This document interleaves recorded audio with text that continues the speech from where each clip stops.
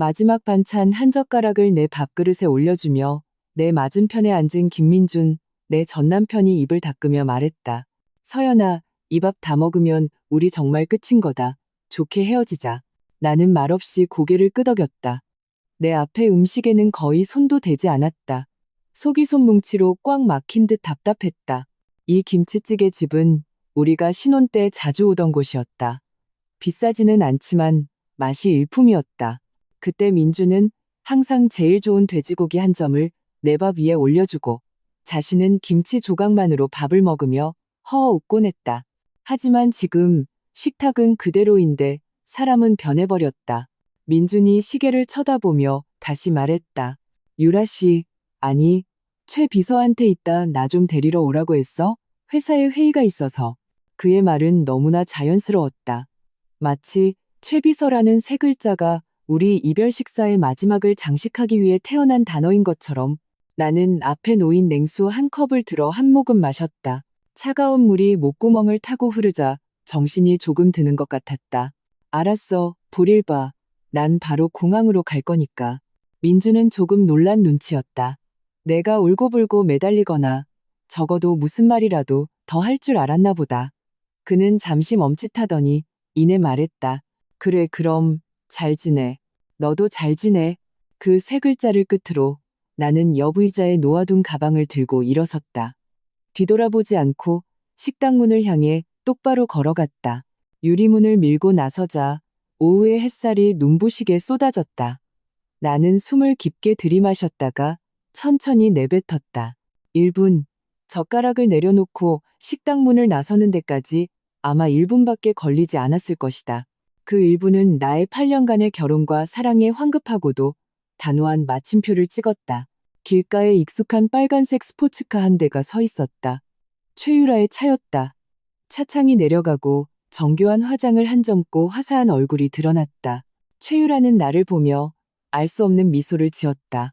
말없이 경적을 한번 울리는 것이 마치 재촉하는 것 같았다.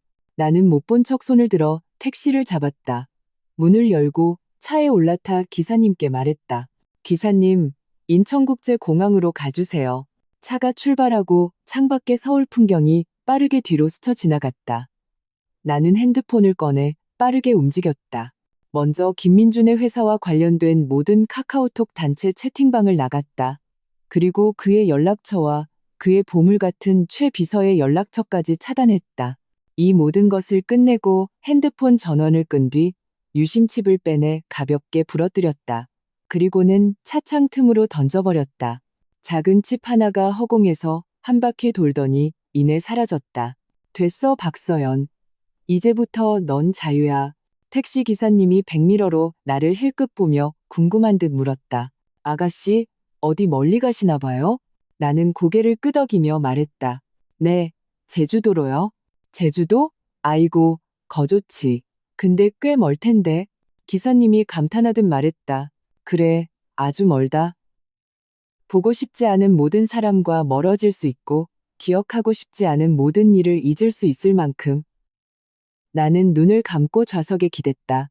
마음이 아프지 않은 것은 아니었지만 그보다는 해방감에서 오는 피로와 미래에 대한 막막함이 더 컸다. 하지만 나는 가야만 했다. 뒤돌아보지 않고 김민준과 그의 비서 최유라의 세상은 이제 나 박서영과 아무런 관계도 없게 되었다. 비행기가 착륙했을 때 제주는 세찬 바람이 불고 있었다.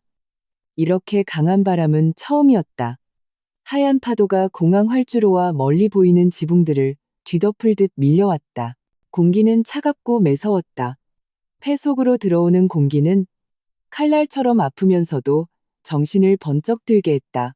나는 그다지 두껍지 않은 코트를 여미고 인파를 따라 짐을 찾았다. 공항을 나서자 주위는 온통 낯선 제주 방언과 억센 바람 소리로 가득했다. 나를 아는 사람은 아무도 없었고 나 역시 아무도 알지 못했다. 이런 완전한 낯설미 오히려 나를 안심시켰다. 마중 나온 사람은 50대쯤 되어 보이는 아주머니였다. 김 사장님이라고 했다. 부동산 중개인을 통해 연락한 집주인이었다. 김 사장님은 연식이 좀 돼 보이는 소나타를 몰고 있었다. 아주머니는 무척 친절했다. 내 거대한 캐리어를 트렁크에 싣는 것을 도와주며 차에 타자마자 말했다. 박 씨 맞죠? 오느라 고생 많았수다. 이놈의 날씨가 올해는 유난히 빨리 추워졌네. 차 안의 히터는 빵빵했다. 차창에는 얇은 김이 서렸다. 나는 창밖으로 빠르게 스쳐 지나가는 돌담과 눈 덮인 한라산을 보며 이별의 시큰함이 조금은 옅어지는 것을 느꼈다. 김 사장님은 말이 많은 분이었다. 가는 내내 근처 어디마트에 가면 서울 식료품을 살 수 있는지, 어느 시장이 더 저렴한지 알려주었고, 겨울에는 일조량이 짧으니 비타민 D를 꼭 챙겨 먹으라고 당부했다. 나는 대부분 듣기만 하며 가끔 고개를 끄덕였다. 혼자서 이렇게 먼 데까지 온 거우과? 일하러 왔을까? 아니면 공부하러? 나는 몇 초간 침묵하다가 대답했다. 살러 왔어요. 김 사장님은 백미러로 나를 한번 쳐다보고는 웃으며 더는 묻지 않았다. 차는 거의 1시간을 달려 내가 미리 계약한 작은 돌담집에 도착했다. 집은 읍내 중심가에서 조금 떨어진 곳에 꽁꽁언 개울 옆에 덩그러니 자리 잡고 있었다. 주위는 눈 덮인 키 큰 삼나무들로 둘러싸여 있었다. 붉은색 지붕에 하얀 창틀. 동화 속에나 나올 법한 집이었다. 김 사장님은 열쇠를 건네주며 처마 밑에 가지런히 쌓인 장작더미를 가리켰다. 벽난로 쓸 줄 아루꺼? 장작은 충분하니 추우면 꼭 떼야 돼. 안 그러면 이 집에서 사람 못 살아. 무슨 일 있으면 전화하고. 김 사장님을 보내고 나는 묵직한 나무 문을 밀고 들어갔다. 집 안은 생각보다 더 추웠고 나무와 먼지 냄새가 섞여 있었다. 가구는 단출했다. 침대 하나, 책상 하나, 의자 하나, 그리고 벽돌로 쌓은 벽난로. 집 중앙에 세워진 내 캐리어만이 이곳에서 유일하게 내 것인 듯 보였다. 그 후 3일간 나는 이 집과 사투를 벌였다. 벽난로에 불을 피우는 것부터가 기술이었다. 첫 시도에서는 온 집안에 연기만 가득 채워 눈물 콧물을 쏙 뺐다. 겨우 장작에 불을 붙이는데 성공했다. 나는 직접 읍내에 나가 전입신고를 하고 음식과 생필품을 사야 했다. 읍내 사람들은 대부분 친절했지만 사투리가 큰 문제였다.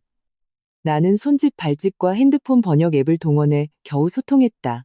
손은 추위와 익숙지 않은 노동으로 금세 동상에 걸려 빨갛게 부어올랐다. 나흘째 저녁 나는 드디어 인터넷을 연결했다. 핸드폰이 와이파이에 연결되자마자 메시지 알림음이 콩복듯 울려댔다. 대부분 절친 수진이가 보낸 것이었다. 수진, 서연아, 도착했어? 어때? 수진, 연락 안 돼서 죽는 줄 알았네? 수진, 김민준 그 개자식, 진짜. 걔 최유라랑 약혼한대. 나는 그 메시지를 보며 차가운 화면 위에서 손가락을 멈췄다. 그리고 계속해서 스크롤을 내렸다. 수진이는 여러 장의 사진을 보내왔다. 모바일 청첩장 캡처였다. 금박 테두리로 장식된 아주 화려한 디자인이었다. 위에는 김민준과 최유라의 이름이 선명하게 박혀 있었다. 약혼식 날짜는 다음 주 토요일 저녁 서울에서 가장 비싼 신라 호텔이었다. 날짜를 세어보니 우리가 이혼 도장을 찍은 지 3주도 채 지나지 않은 시점이었다. 정말 1분 1초도 기다리기 싫었구나. 수진이의 메시지에는 분노가 서려 있었다. 저 급한 꼴 좀 봐. 누구 보란 듯이 쇼하는 것도 아니고 청첩장을 우리 회사에까지 보냈어. 제정신인가? 사람 너무 얕보는 거 아니야? 나는 핸드폰을 내려놓고 창가로 걸어갔다. 밖에는 여전히 눈이 소리 없이 내리고 있었다. 온 세상을 깨끗하게 덮어버릴 기세였다. 집안 벽난로에서는 불이 활활 타오르며 타닥타닥 소리를 냈다. 주황빛 불꽃이 벽 위에서 춤을 추었다. 나는 울지 않았다. 특별히 분노가 치밀지도 않았다. 그저 뼛속까지 파고드는 깊은 한기만이 발끝에서부터 온몸으로 퍼져나갔다. 사람의 마음이 변하는 것이 이렇게 빠르고 이렇게 철저할 수 있다니. 나는 핸드폰을 들어 수진이에게 답장을 보냈다. 수진아, 나 도착했어. 다 괜찮아. 제주는 조용해서 나한테 딱 맞는 것 같아. 걔네들 얘기는 앞으로 나한테 전해주지 않아도 돼. 수진이의 답장이 바로 왔다. 서연아, 너 괜찮은 거 맞아? 참지 마. 울고 싶으면 그냥 울어. 나 정말 괜찮아. 눈물은 이미 다 말랐어. 난 이제 내 인생 잘 살고 싶을 뿐이야. 핸드폰을 내려놓고 나는 가장 두꺼운 패딩을 입고 목도리를 두른 채 문을 열고 나섰다. 눈은 그쳐 있었고 달빛이 눈밭에 반사되어 차가운 빛을 뿜어냈다. 주위는 너무나 고요해서 눈을 밟는 내 발소리만 뽀드득하고 들렸다. 나는 꽁꽁언 개울을 따라 천천히 걸었다. 차가운 공기가 칼날처럼 폐부를 파고들었지만 오히려 머리는 더 맑아졌다. 지난 8년의 세월을 떠올렸다. 김민준과 단칸방에 살며 라면 하나를 나눠 먹던 시절, 그가 사업에 실패했을 때 내가 곁에서 함께 밤을 새우던 날들, 그가 처음으로 돈을 벌어 내게 작은 금목걸이를 사주며 기뻐하던 모습, 한때는 뼛속 깊이 새겨졌다고 믿었던 그 모든 순간들이 지금은 마치 불투명한 유리창 너머를 보는 것처럼 흐릿하고 아득하게 느껴졌다. 개울이 꺾이는 지점에서 나는 멈춰섰다. 멀리 읍내의 불빛이 차가운 밤하늘 속에서 따뜻하고 작게 반짝였다. 나는 차가운 공기 속으로 길게 입김을 뱉었다. 그리고 마음속으로 다짐했다. 박서연, 봐. 그 사람 없어도 세상은 무너지지 않았어. 여긴 춥고 낯설지만 적어도 공기는 깨끗하고 눈은 하얗잖아. 집으로 돌아오니 벽난로의 불씨가 조금 약해져 있었다. 장작 몇 개를 더 넣자 불꽃이 다시금 타올랐다. 나는 노트북을 열고 이 지역의 어학 강좌와 구인 정보를 검색하기 시작했다. 처음부터 다시 시작하는 것이 어렵다는 것을 안다. 하지만 그 숨막히는 과거 속에 머무는 것보다는 100배 낫다. 나는 무너질 수 없다. 적어도 내 불행을 기다리는 사람들에게 웃음거리가 될 수는 없다. 특히 김민준과 최유라에게는 나는 그들보다 더 잘 살아야 한다. 그날 밤 나는 꿈도 꾸지 않고 중간에 깨지도 않으며 깊은 잠에 빠졌다. 다음 날 아침 창문으로 스며든 제주 겨울에 보기 드문 찬란한 햇살에 눈을 뜰 때까지 수진이의 전화는 화요일 오후에 걸려왔다. 나는 마당에서 장작 더미와 씨름하고 있었다. 도끼를 내리치자 나무 조각이 튀고 손바닥이 찌릿하게 울렸다. 제주의 겨울은 절망적으로 길었다. 충분한 장작과 식량을 비축하는 것은 생존의 기본이었다. 주머니 속에서 핸드폰이 윙윙 울렸다. 장갑을 벗으니 액정에 이수진 이름이 떠 있었다. 전화를 받자마자 수진이는 마치 점화된 폭죽처럼 터져나왔다. 서연아, 나 진짜 열받아 죽겠어. 미쳐버릴 것 같아. 김민준 그 인간 말종, 사람도 아니야. 나는 도끼를 나무 밑동에 기대놓고 바람을 피해 처마 밑으로 갔다. 내쉬는 숨이 찬 공기 속에서 하얀 김으로 변했다. 수진아, 천천히 말해. 무슨 일이야? 내 목소리는 나 자신도 놀랄 만큼 차분했다. 수진이는 화가 나서 목소리까지 떨고 있었다. 청첩장. 최유라 그 여우 같은 게 약혼 청첩장을 우리 회사로 보냈어. 딱 내 이름 앞으로. 이건 명백한 도발이야. 우리 엿먹이려는 거지? 나는 말없이 듣고 있었다. 손가락으로 거친 나무벽을 무의식적으로 긁었다. 가시가 손톱 밑으로 파고들어 따끔했다. 수진이는 계속해서 쏟아냈다. 근데 뭔지 알아? 청첩장을 무슨 결혼 청첩장처럼 만들었어. 금박까지 입히고 둘이 웨딩드레스 입고 찍은 사진까지 박아서 뻔뻔한 것들. 이혼한 지 얼마나 됐다고 온 세상에 광고를 해. 자기가 상간녀인 거 모르는 사람 없게 하려는 건가? 나는 전화기 너머에서 발을 동동 구르고 있을 수진이의 모습을 상상할 수 있었다. 그녀는 나의 가장 친한 친구였고 성격이 불같아서 화도 금방 냈다. 예전에 내가 민준과 싸울 때면 항상 제일 먼저 달려와 내 편에서 욕을 해주던 친구였다. 수진이는 숨을 한번 고르고는 목소리를 조금 낮췄다. 더 심한 것도 있어. 예전 회사 동료한테 들었는데 김민준이 전 직원한테 청첩장을 다 돌렸대. 그리고 그날 오는 사람한테는 두둑한 봉투를 챙겨준다고 공언했다나 봐. 이제 아주 돈 많다고 자랑질이네. 그 여자 처가댁백으로 큰 프로젝트 2개나 더 땄다더니 아주 콧대가 하늘을 찌르겠어. 나는 하고 대답하며 듣고 있다는 표시를 했다. 시선은 마당 밖 눈 덮인 숲에 머물렀다. 추위도 아랑곳 않는 새 몇 마리가 눈 위에서 총총 뛰어다니고 있었다. 수진이는 내 반응이 없자 걱정스러운 목소리로 말했다. 서연아, 너 괜찮아? 마음에 담아두지 마.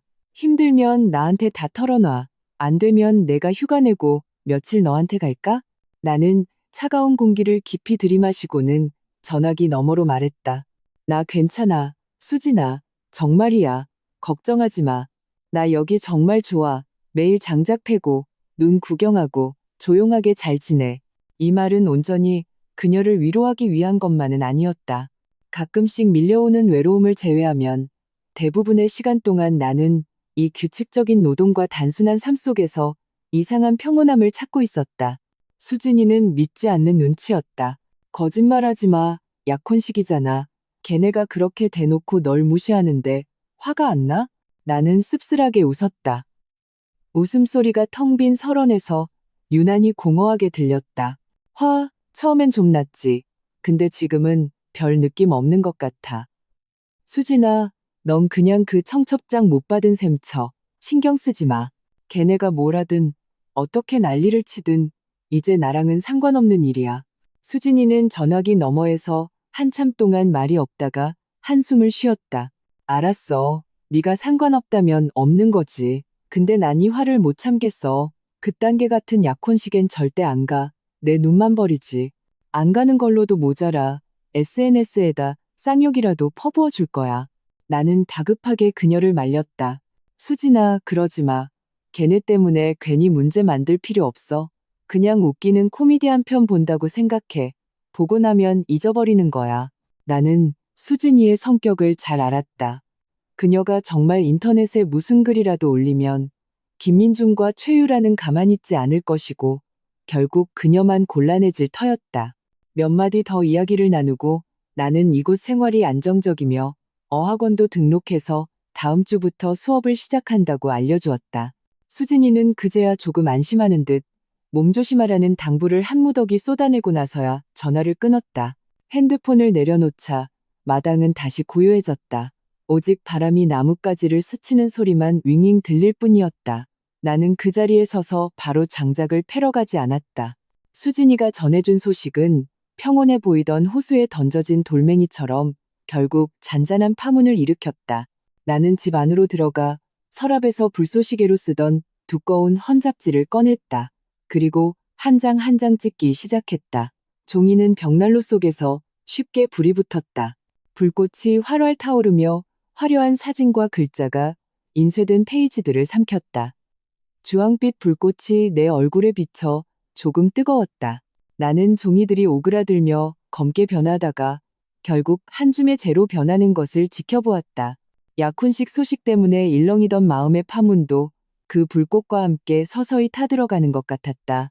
그래, 그들은 요란하게 약혼식을 준비하고 그들의 행복을 과시하고 있겠지. 하지만 그게 뭐 어쨌다는 건가? 그들의 세상은 도시의 네온사인 아래에 있고 내 세상은 제주의 눈과 바람 속에 있다. 이혼 도장을 찍은 그 순간부터 두 개의 선은 이미 완전히 반대 방향으로 뻗어나가고 있었다. 다시는 만날 일이 없을 것이다. 나는 몸을 일으켜 손에 재를 털었다. 내일은 읍내에 장 보러 가야 하고 어학원 수업도 준비해야 한다. 인생은 계속되어야 한다. 그리고 이전보다 더 나은 삶을 살아야 한다. 그렇게 생각하며 나는 다시 도끼를 들고 마당의 장작더미로 향했다. 이번에 내리치는 도끼질은 더욱 날렵했다. 장작이 깨끗하게 두 동강 났다. 추위는 사람의 머리를 비정상적으로 맑게 하고 자신이 가야 할 길을 더 명확하게 보여준다. 어학원은 생각보다 재미있었다. 반에는 10명 남짓한 학생들이 있었는데 각지에서 온 사람들이었다. 이탈리아에서 온 한 청년은 항상 노래하듯 한국어를 말하려 해서 모두를 웃게 했다. 선생님은 인내심이 많은 한국 할머니였는데 헬레나 선생님이라고 불렸다. 항상 내 발음이 정확하다고 칭찬해 주셨다. 일주일에 3번 있는 수업은 내가 정기적으로 외출해서 바깥 세상과 접촉하는 기회가 되었다. 수업이 끝나면 보통 도서관에 잠시 들러 쉬운 어린이 동화책 몇 권을 빌려 억지로라도 많이 보고 들으려고 노력했다. 삶은 마치 얼어붙은 개울물 같았다. 겉보기에는 멈춰있는 듯했지만 그 밑에서는 천천히 흘러가고 있었다. 나는 점점 마트 가는 길에 익숙해졌고 어떤 빵이 할인을 가장 많이 하는지 알게 되었다. 이 지역의 뿌리 채소로 국을 끓이는 법을 배웠는데 맛이 제법 괜찮았다.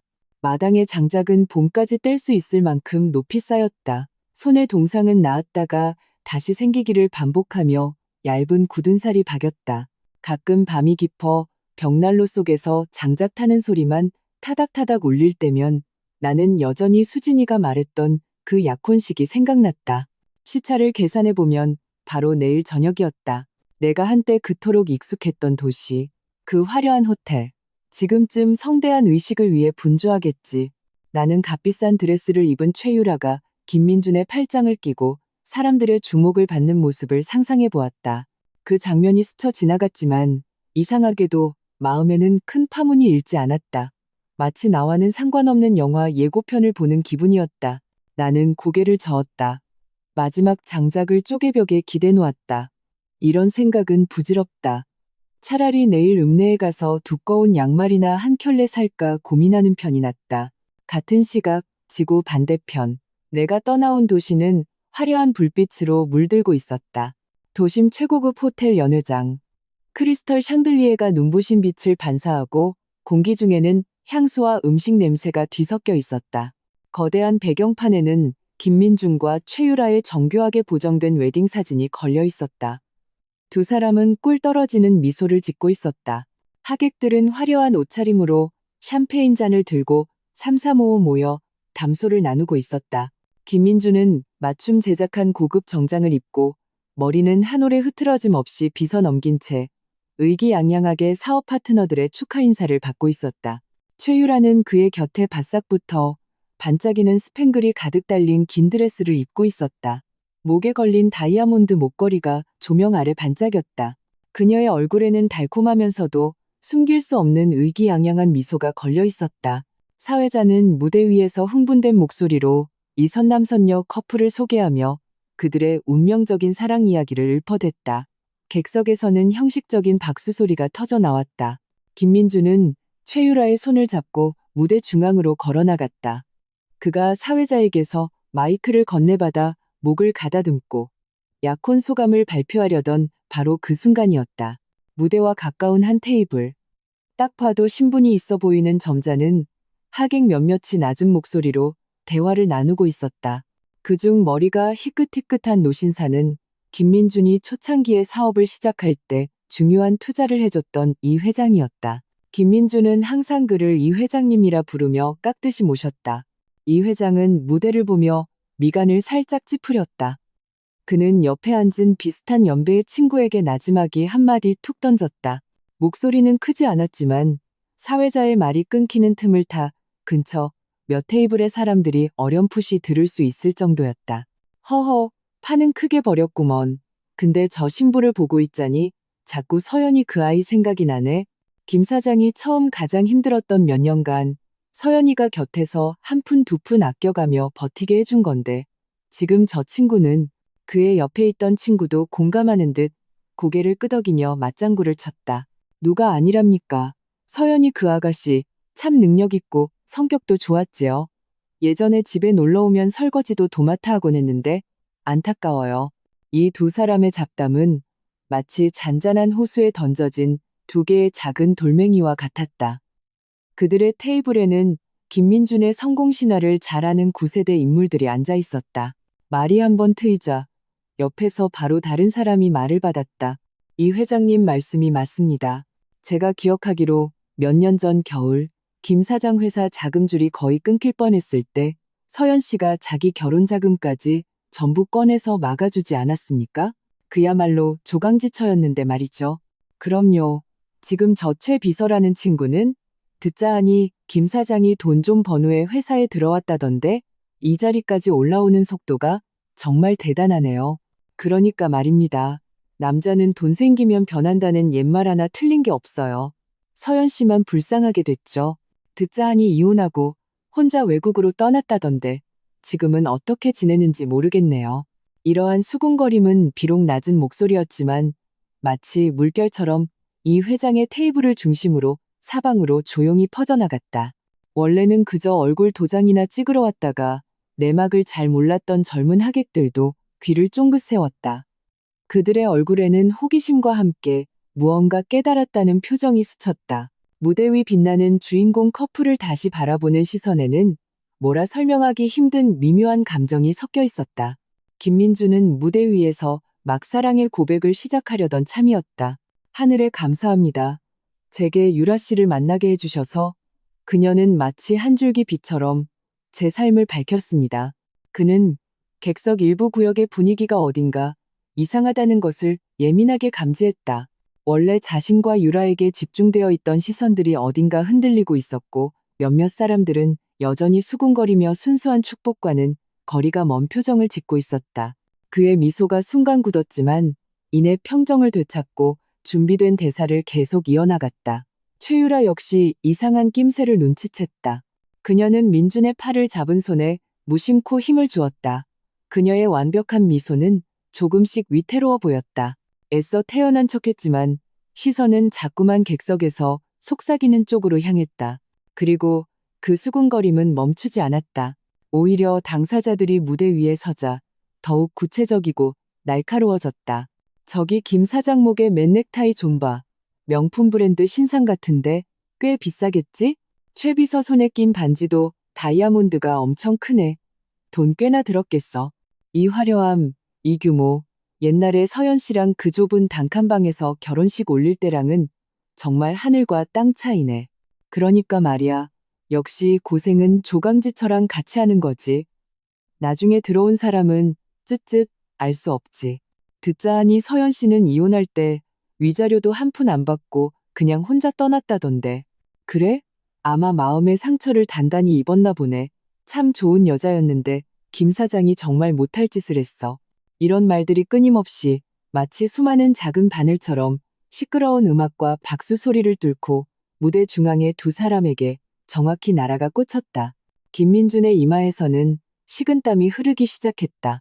연설문에 적힌 글자들이 흐릿하게 보였다. 그는 곁에 선 최유라의 몸이 점점 굳어가는 것을 느낄 수 있었다. 연회장 전체가 마치 보이지 않는 차가운 압력에 휩싸인 것 같았다. 그가 성공과 사랑을 과시하기 위해 공들여 준비한 약혼식은 이제 그가 전혀 통제할 수 없는 방향으로 흘러가고 있었다. 한편 제주의 내 작은 돌담집. 나는 막 벽난로에 장작을 충분히 채워 넣어 아침까지 불이 꺼지지 않도록 해두었다. 창밖은 순수하고 두터운 정적에 휩싸여 있었다. 가끔 쌓인 눈의 무게를 이기지 못한 나뭇가지가 부러지는 소리만 희미하게 들릴 뿐이었다. 나는 문단속을 확인하고 잠자리에 들 준비를 했다. 수천 킬로미터 밖에서 벌어지고 있는 나와 관련된 그 소동에 대해 나는 전혀 알지 못했고 관심도 없었다. 차가운 이불 속으로 들어가 몸을 웅크리고 잠이 오기를 기다렸다. 내일도 해는 뜰 것이고 나는 외워야 할 새로운 단어들이 있고 살아가야 할 새로운 날들이 있다. 김민주는 무대 위에서 손에 쥔 마이크가 축축하고 미끄럽게 느껴졌다. 달달 외웠던 고백의 말들은 이제 목에 걸린 생선가시처럼 뱉지도 삼키지도 못할 지경이었다. 객석의 자잘한 수군거림은 처음에는 멀리서 윙윙거리는 모기 소리 같았지만 이제는 점점 더 선명해져 수많은 바늘이 그의 고막을 찌르는 듯했다. 서연이 그 아이가 진짜 고생을 같이 한 사람이지. 지금 저 친구는 쯧쯧 알 수 없지. 듣자 하니 위자료도 한 푼 안 받고 혼자 떠났다던데. 이런 말들이 한데 섞여 차가운 파도가 되어 그가 공들여 만든 떠들썩하고 경사스러운 분위기를 산산조각 내버렸다. 그는 옆에서 팔짱을 낀 최유라의 손톱이 거의 자기 살을 파고 들기세인 것을 느낄 수 있었다. 그녀의 몸은 돌처럼 굳어 있었다. 그는 평소 자신에게 웃는 얼굴로 아부하던 사업 파트너들을 보려 했지만 그들의 시선은 피하기 바빴고 어떤 이들은 숨김없는 동정이나 조롱의 눈빛을 보내기까지 했다. 사회자도 이 기묘한 분위기를 눈치채고 더욱 격앙된 목소리로 상황을 수습하려 했다. 우리 신랑 되실 분이 너무 감격하셨나 봅니다. 다시 한번 뜨거운 박수로 이 두 분을 축복해 주십시오. 그러나 간간히 터져나오는 박수 소리는 마치 마지못해 하는 것처럼 들렸다. 김민준의 얼굴 근육이 경련을 일으켰다. 억지로 지은 미소는 우는 것보다 더 보기 흉했다. 그의 머릿속은 혼란으로 가득 차 준비했던 말은 온데간데 없고 오직 한 가지 생각만 맴돌았다. 저들이 박서연 얘기를 하고 있어. 모두가 박서연과 최유라를 비교하고 있어. 내가 은혜를 모르는 놈이라고 생각하는 거야. 뜨거운 분노가 머리끝까지 치밀어 올랐다. 그는 최유라의 손을 거칠게 뿌리치고 마이크 앞으로 한 걸음 나섰다. 너무 격한 움직임에 마이크 스탠드가 끼익하는 날카로운 마찰음을 냈다. 그는 객석을 향해 목에 핏대까지 세우며 거의 고함을 질렀다. 당신들, 거기서 뭘 그렇게 수군거리는 거야, 어? 그 고함 한마디에 모든 사람이 얼어붙었다. 음악이 멈추고 대화 소리가 끊겼다. 연회장은 죽은 듯이 고요해졌다. 모두가 눈을 동그랗게 뜨고 믿을 수 없다는 듯 무대 위에서 실성한 김민준을 쳐다보았다. 김민준의 얼굴은 돼지간처럼 검붓게 변했다. 그는 이성을 완전히 잃고 팔을 휘저었다. 오늘 내 약혼식이야. 내가 기뻐서 당신들을 축하해달라고 부른 거지. 그 여자 얘기나 들으려고 부른 게 아니라고. 최유라는 얼굴이 새하얗게 질려 황급히 그에게 다가가려 했다. 그녀는 울먹이며 작은 목소리로 애원했다. 오빠, 그만해. 어서 내려와. 김민주는 그녀를 거칠게 밀쳐냈다. 그 힘에 최유라는 비틀거리며 하마터면 넘어질 뻔했다. 그는 더욱 거침없이 막말을 쏟아냈다. 박서연이 뭐가 그렇게 대단해? 맨날 아끼고 아끼기만 하는 그냥 아줌마일 뿐이야. 그 여자랑 사는 거 지긋지긋했다고. 유라는 그 여자보다 젊고 예쁘고 나를 더 잘 알아준단 말이야. 나 김민준 이제 돈도 있어. 내가 누구랑 결혼하든 내 맘인데 당신들이 뭔데 이래라 저래라야. 이 말은 마치 폭탄처럼 고요한 연회장에서 터져버렸다. 하객들의 얼굴에서 마지막 남은 체면칠에마저 사라졌다. 그 자리에는 경악, 경멸, 그리고 혐오감만이 남았다. 가장 먼저 입을 열었던 이 회장이 쾅소리가 나게 술잔을 테이블에 내려놓았다. 그는 차갑게 코웃음을 치고는 자리를 박차고 나가버렸다. 그가 앞장서자 비중 있는 하객 몇몇도 인사도 없이 줄줄이 자리를 떴다. 상황은 완전히 통제 불능이 되었다. 사회자는 멍하니 서서 어찌할 바를 몰랐다. 최유라는 얼굴을 가린 채 정교한 화장을 눈물로 지우며 울면서 무대 아래로 뛰어내려갔다. 남은 하객들은 서로 얼굴만 쳐다볼 뿐이었다. 어떤 이들은 서둘러 자리를 떴고 어떤 이들은 마치 원숭이 구경이라도 하듯 무대 위에서 완전히 미쳐버린 남자를 구경하며 자리를 지켰다. 김민주는 여전히 무대 위에서 고래고래 소리를 지르고 있었다. 그는 떠나는 하객들을 향해 주제도 모른다고 욕하고 박서연이 귀신처럼 따라다닌다고 욕하고 운명이 불공평하다고 욕하며 횡설수설했다. 결국 호텔 보안 요원들이 소식을 듣고 달려왔다. 아직 자리를 뜨지 않은 그의 회사. 부하 직원 몇 명과 함께 그를 거의 끌다시피 해서 무대에서 끌어내려 휴게실에 처박았다. 성대하게 준비된 극도로 호화로웠던 약혼식은 결국 철저한 난장판으로 끝을 맺었다. 하객들은 황급히 떠나고 남은 것은 거의 손도 대지 않은 산의 진미, 깨진 술잔, 그리고 앞으로 몇 달간 서울 상류층 사교계에서 가장 뜨거운 가십거리가 될 이야기뿐이었다. 이 모든 소란, 낭패, 그리고 치욕은 제주의 고요한 겨울밤 너머에 격리되어 있었다. 나는 이 모든 것을 전혀 알지 못했다. 다음 날 아침, 나는 창밖의 밝은 햇살에 잠에서 깼다. 제주의 겨울에 이렇게 날씨가 좋은 날은 드물었다. 나는 블랙커피 한 잔을 내려 창가에 앉았다.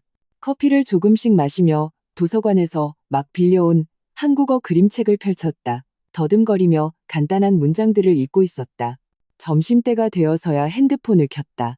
수십 개의 읽지 않은 메시지와 여러 통의 부재중 전화 알림이 떠 있었다. 모두 수진이에게서 온 것이었다. 가장 최근 메시지는 이랬다. 서연아, 대박 사건. 김민준 그 미친놈. 약혼식에서 완전히 미쳐 날뛰었어. 세상에, 현장 영상이 인터넷에 다 퍼졌어. 빨리 봐봐. 그 아래에는 몇 개의 흐릿한 동영상 클립이 첨부되어 있었다. 나는 그중 하나를 클릭했다.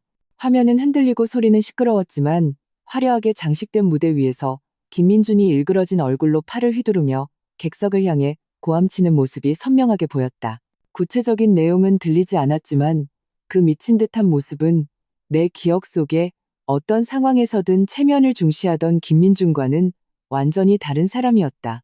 나는 다른 짧은 영상들도 열어보았다. 각도는 달랐지만 내용은 비슷했다.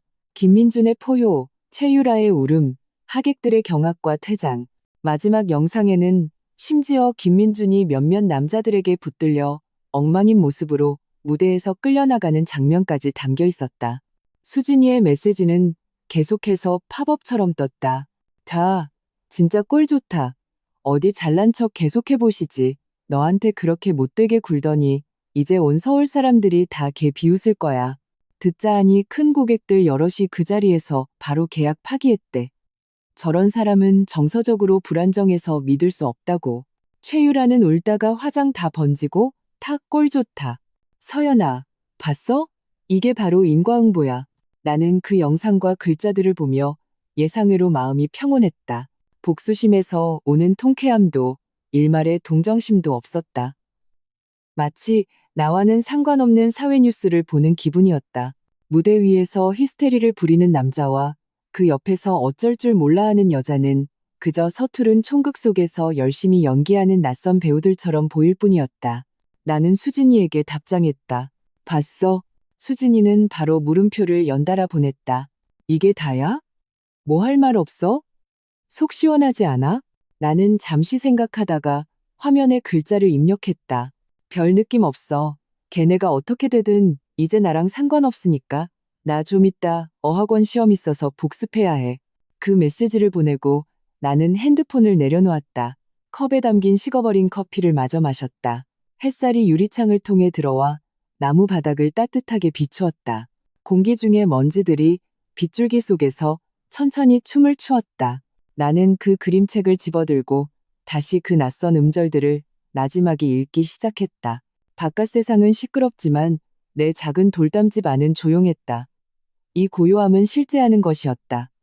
내 두 손과 선택으로 얻어낸 것이었다. 그 어떤 형태의 복수보다도 나를 더 평온하고 단단하게 만들어주는 것이었다. 수진이의 메시지는 마치 점화된 폭죽처럼 내 핸드폰 화면에서 터져나왔다. 글자 하나하나에 속 시원한 흥분이 담겨 있었다. 나는 그녀가 보낸 감탄사와 글을 보며 지금 그녀가 얼마나 신나서 의기양양한 표정을 짓고 있을지 상상할 수 있었다. 수진, 서연아, 봤지? 하늘이 무심하지 않다니까. 수진, 어디 꼴값 떨고 은혜도 모르고 배신하더니 이제 얼굴 다 팔려서 태평양까지 망신당했네. 수진, 영상 계속 퍼지고 있어. 지금 온 동네 사람들이 다 걔네 집안 웃음거리로 삼고 있어. 최유라 그 여우 같은 건 이제 어떻게 얼굴 들고 다니겠냐? 나는 화면을 스크롤하며 그 짧은 영상들을 다시 한번 보았다. 김민준의 일그러진 얼굴, 최유라의 당황한 표정, 하객들의 놀라움과 경멸이 섞인 눈빛. 한때는 나를 쉽게 아프게 했을 그 장면들이 지금은 마치 두꺼운 유리창 너머를 보는 것처럼 흐릿하고 아득하게 느껴졌다. 마음속을 오랫동안 짓누르던 커다란 돌덩이가 정말로 치워진 것 같았다. 쿵하는 소리와 함께가 아니라 소리 없이 스르르 사라진 것처럼 전에는 느껴보지 못했던 가벼움이 발끝에서부터 천천히 피어올랐다. 나는 핸드폰을 들어 수진이에게 음성 메시지를 남겼다. 목소리는 놀라울 정도로 차분했다. 수진아, 봤어? 꼴 좋네. 뿌린 대로 거두는 거지. 수진이의 음성 메시지가 바로 뒤따라왔다. 목소리에는 믿을 수 없다는 기색이 담겨 있었다. 아니, 박서연, 이게 내 반응의 전부야? 하늘을 향해 만세 삼창이라도 외치고 싶지 않아? 난 지금 회사 화장실에서 웃음 참으면서 너한테 메시지 보내는 중인데? 나는 창가로 가서 창문을 열었다. 제주의 맑고 차가운 새벽 공기가 소나무 향과 흙냄새를 머금고 밀려 들어왔다. 나는 숨을 깊이 들이마시고는 핸드폰에 대고 말했다. 정말 딱히 웃고 싶은 마음은 없어. 그냥 잘 됐다고 생각해. 나 여기는 이제 날 밝았어. 수업 가야 해. 오늘 어학원에서 쪽지 시험 있거든. 나는 책을 챙기고 두꺼운 목도리를 두른 채 읍내 교실로 걸어갔다. 발밑에 눈이 뽀드득 소리를 냈고 햇살이 눈 위에 반사되어 눈부신 빛을 뿜었다. 길가의 나뭇가지에는 서리가 내려 동화 속 풍경 같았다. 내 발걸음은 평소보다 더 가벼웠다. 헬레나 선생님은 오늘 날씨와 계절에 관한 새로운 단어들을 가르쳐 주셨다. 나는 열심히 공부했고 심지어 손을 들어 질문에 답하기도 했다. 수업이 끝나고 나는 바로 집으로 가지 않고 읍내 중심에 있는 작은 중고 서점에 들렀다. 아직 서툰 한국어에 영어를 섞고 손짓 발짓을 해가며 서점 할아버지와 한참을 씨름한 끝에 사파가 그려진 할인된 한국 전래동화책 몇 권을 살 수 있었다. 책을 품에 안고 돌아오는 길, 마음속이 소박한 충만감으로 가득 찼다. 돌담집으로 돌아와 나는 평소처럼 장작을 좀 패서 벽난로를 활활 피웠다. 그리고 간단한 채소 수프를 끓여 빵과 함께 먹었다. 식사 후 나는 벽난로 옆 낡은 소파에 몸을 웅크리고 새로 산 책을 펼쳤다. 사전을 찾아가며 힘겹게 그 옛날 이야기들을 읽어내려갔다. 난로 불이 집 안을 따뜻하게 데웠고 장작 타는 소리가 유일한 배경음이었다. 핸드폰이 다시 한번 반짝였다. 수진이었다. 그녀는 몇 장의 대화 캡처를 보내왔다. 그녀와 다른 옛 친구 몇몇이 단체 채팅방에서 나눈 대화였다. 친구 1. 세상에 김민준 이번에 완전히 사회적으로 매장당했네. 친구 2. 듣자 하니 걔 회사 오늘 프로젝트 몇 개가 협력 중단됐대. 사람들이 계정서가 불안정해서 신뢰할 수 없다고 생각하나 봐. 친구 3. 최유라는 휴가 냈나 봐. 회사에 안 나왔대. 아마 얼굴들 낯이 없겠지. 수진이는 이렇게 요약했다. 꼴 좋다. 이게 바로 인과응보야. 서연이가 고생할 때 걔네는 신나게 놀았잖아. 이제 걔네가 그 맛을 좀 볼 차례야. 나는 그 캡처들을 보며 입꼬리가 살짝 올라갔지만 이내 평정을 되찾았다. 나는 핸드폰 화면을 끈 채 옆에 내려놓고 다시 손에 든 이야기책으로 시선을 돌렸다. 책 속에는 숲속에 버려진 아이가 용기와 지혜로 결국 행복을 찾는 이야기가 담겨 있었다. 문득 내가 그 이야기 속 아이와 조금 닮았다는 생각이 들었다. 버림받았고 홀로 추위와 미지의 세계에 맞서야 했다. 하지만 지금 나는 내 힘으로 이 낯선 땅에 조금씩 뿌리를 내리고 있었다. 나는 비바람을 막아줄 돌담집이 생겼고 새로운 학습 목표가 생겼으며 느리지만 분명히 앞으로 나아가고 있는 삶이 있었다. 김민준과 최유라의 비참한 결말은 뒤늦게 찾아온 강심제와 같았다. 하지만 그것이 내 미래의 삶을 진정으로 정의할 수는 없다. 나의 기쁨과 만족은 그들의 고통 위에 세워져서는 안 되며 내가 직접 손으로 만들어낸 실제하는 하루하루에서 비롯되어야 한다. 벽난로 속 불꽃이 책 페이지 위에서 춤을 추었다. 나는 계속해서 책을 읽어내려갔다. 모르는 단어가 나오면 참을성 있게 사전을 찾았다. 바깥은 점점 어두워졌지만 내 집 안은 따뜻하고 환했다. 나는 알고 있었다. 내일 해가 뜨면 나는 여전히 수업에 가고 장을 보고 이 눈과 바람의 나라에서 홀로 살아가는 데 필요한 모든 기술을 계속해서 배워나갈 것이다. 헬레나 선생님은 내 시험지를 내려놓고 돋보기를 고쳤으며 얼굴에 놀라움 섞인 미소를 띄었다. 그녀는 또렷한 한국어로 내게 말했다. 서연 씨, 정말 많이 늘었어요. 이번 문법 파트는 거의 다 맞았네요. 나는 시험지를 받아들고 그 위에 찍힌 빨간 동그라미를 보았다. 마음이 무언가에 가볍게 부딪힌 것 같았다. 제주에 온 지 거의 2달. 인사말조차 제대로 못하던 내가 이제는 어학원에서 우수한 성적을 받게 되다니. 그간의 노력을 나 자신만이 알고 있었다. 나는 헬레나 선생님께 가볍게 고개를 숙이며 아직은 어색한 발음으로 대답했다. 감사합니다. 선생님, 더 열심히 할게요. 교실을 나서자 밖에 눈보라는 아침보다 더 거세졌다. 나는 두꺼운 목도리에 얼굴을 파묻고 바람을 맞으며 집으로 걸어갔다. 읍내 중심에 있는 항상 유혹적인 빵 냄새가 풍기는 빵집을 지날 때 나는 잠시 망설이다가 문을 밀고 들어갔다. 따뜻한 공기가 버터의 달콤한 향과 섞여 얼굴을 감쌌다. 나는 오늘 할인하는 가장 작은 소보루빵 하나를 샀다. 나 자신에게 주는 상이었다. 돌담집으로 돌아와 몸에 붙은 눈을 털어내고 나는 그 작은 소보루빵을 접시에 담았다. 그리고 뜨거운 물 한 잔을 따라 창가에 앉아 조금씩 베어 물었다. 달콤한 맛이 입안에서 녹아내리며 소박한 만족감을 주었다.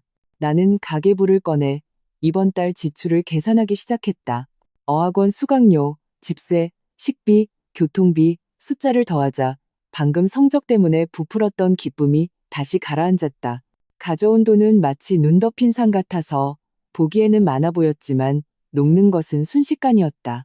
제주의 물가는 너무 비쌌다. 나는 가능한 한 빨리 일자리를 구해야 했다. 아르바이트라도 괜찮았다. 그렇지 않으면 돈이 다 떨어졌을 때 정말 진퇴양난에 빠질 터였다. 미래에 대한 이런 불확실함은 제주의 겨울보다 더 사람을 춥게 만들었다. 나는 노트북을 열고 지역구인 사이트를 훑어보기 시작했다. 채용 정보는 꽤 있었지만 대부분 유창한 한국어나 특정 전문 기술을 요구했다. 나처럼 어학 실력도 어중간하고 현지 경력도 없는 외국인에게 기회는 거의 없었다. 몇 페이지를 넘기며 눈이 시큰해질 때쯤 수산시장에서 생선을 분류하는 임시직 공고 하나를 발견했다. 근무 시간은 새벽 3시부터였다. 또 다른 하나는 근처 산중턱에 있는 호텔 청소부였는데 자차가 필수였다. 나는 이 정보들을 보며 마음이 답답해졌다. 한국에서는 그래도 사무직으로 일하던 나였는데 이제 이런 육체노동을 해야 한다니? 하지만 이내 생각을 고쳐먹었다. 체면보다 생존이 중요했다. 나는 심호흡을 하고 핸드폰을 들어 사이트에 남겨진 번호로 먼저 수산시장에 전화를 걸었다. 전화는 한참 울린 뒤에야 연결되었다. 배경은 시끄러웠고 걸걸한 목소리의 남자가 제주 사투리로 빠르게 무언가를 물었다. 나는 긴장된 채 핸드폰을 꽉 쥐고 내가 할 수 있는 가장 간단한 단어들을 조합해 더듬거리며 사람을 구하는지 물었다. 상대방은 참을성 없다는 듯 내 말을 끊었다. 그의 말은 더 빨라졌다. 뭐라고 하는 거욱과? 못 알아듣겠네.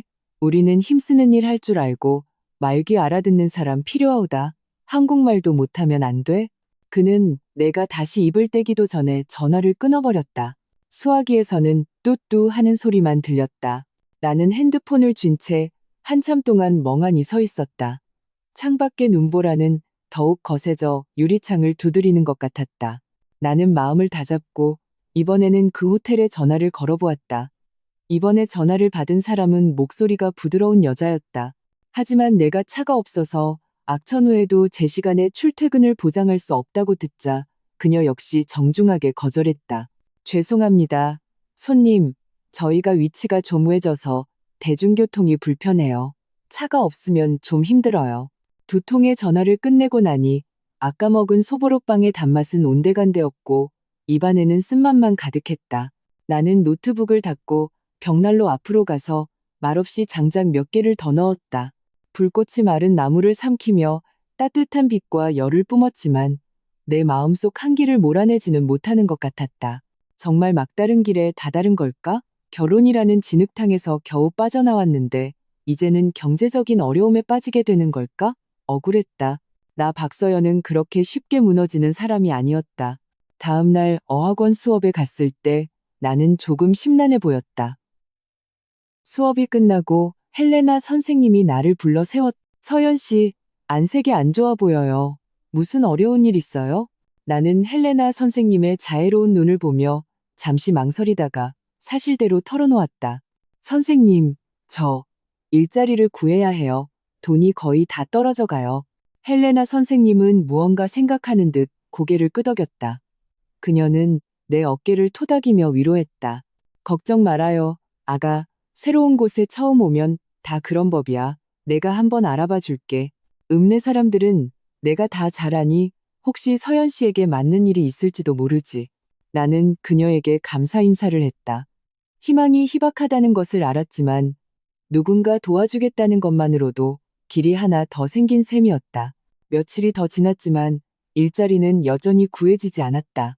나는 심지어 한국으로 돌아가는 비행기표 가격을 알아보기 시작했다.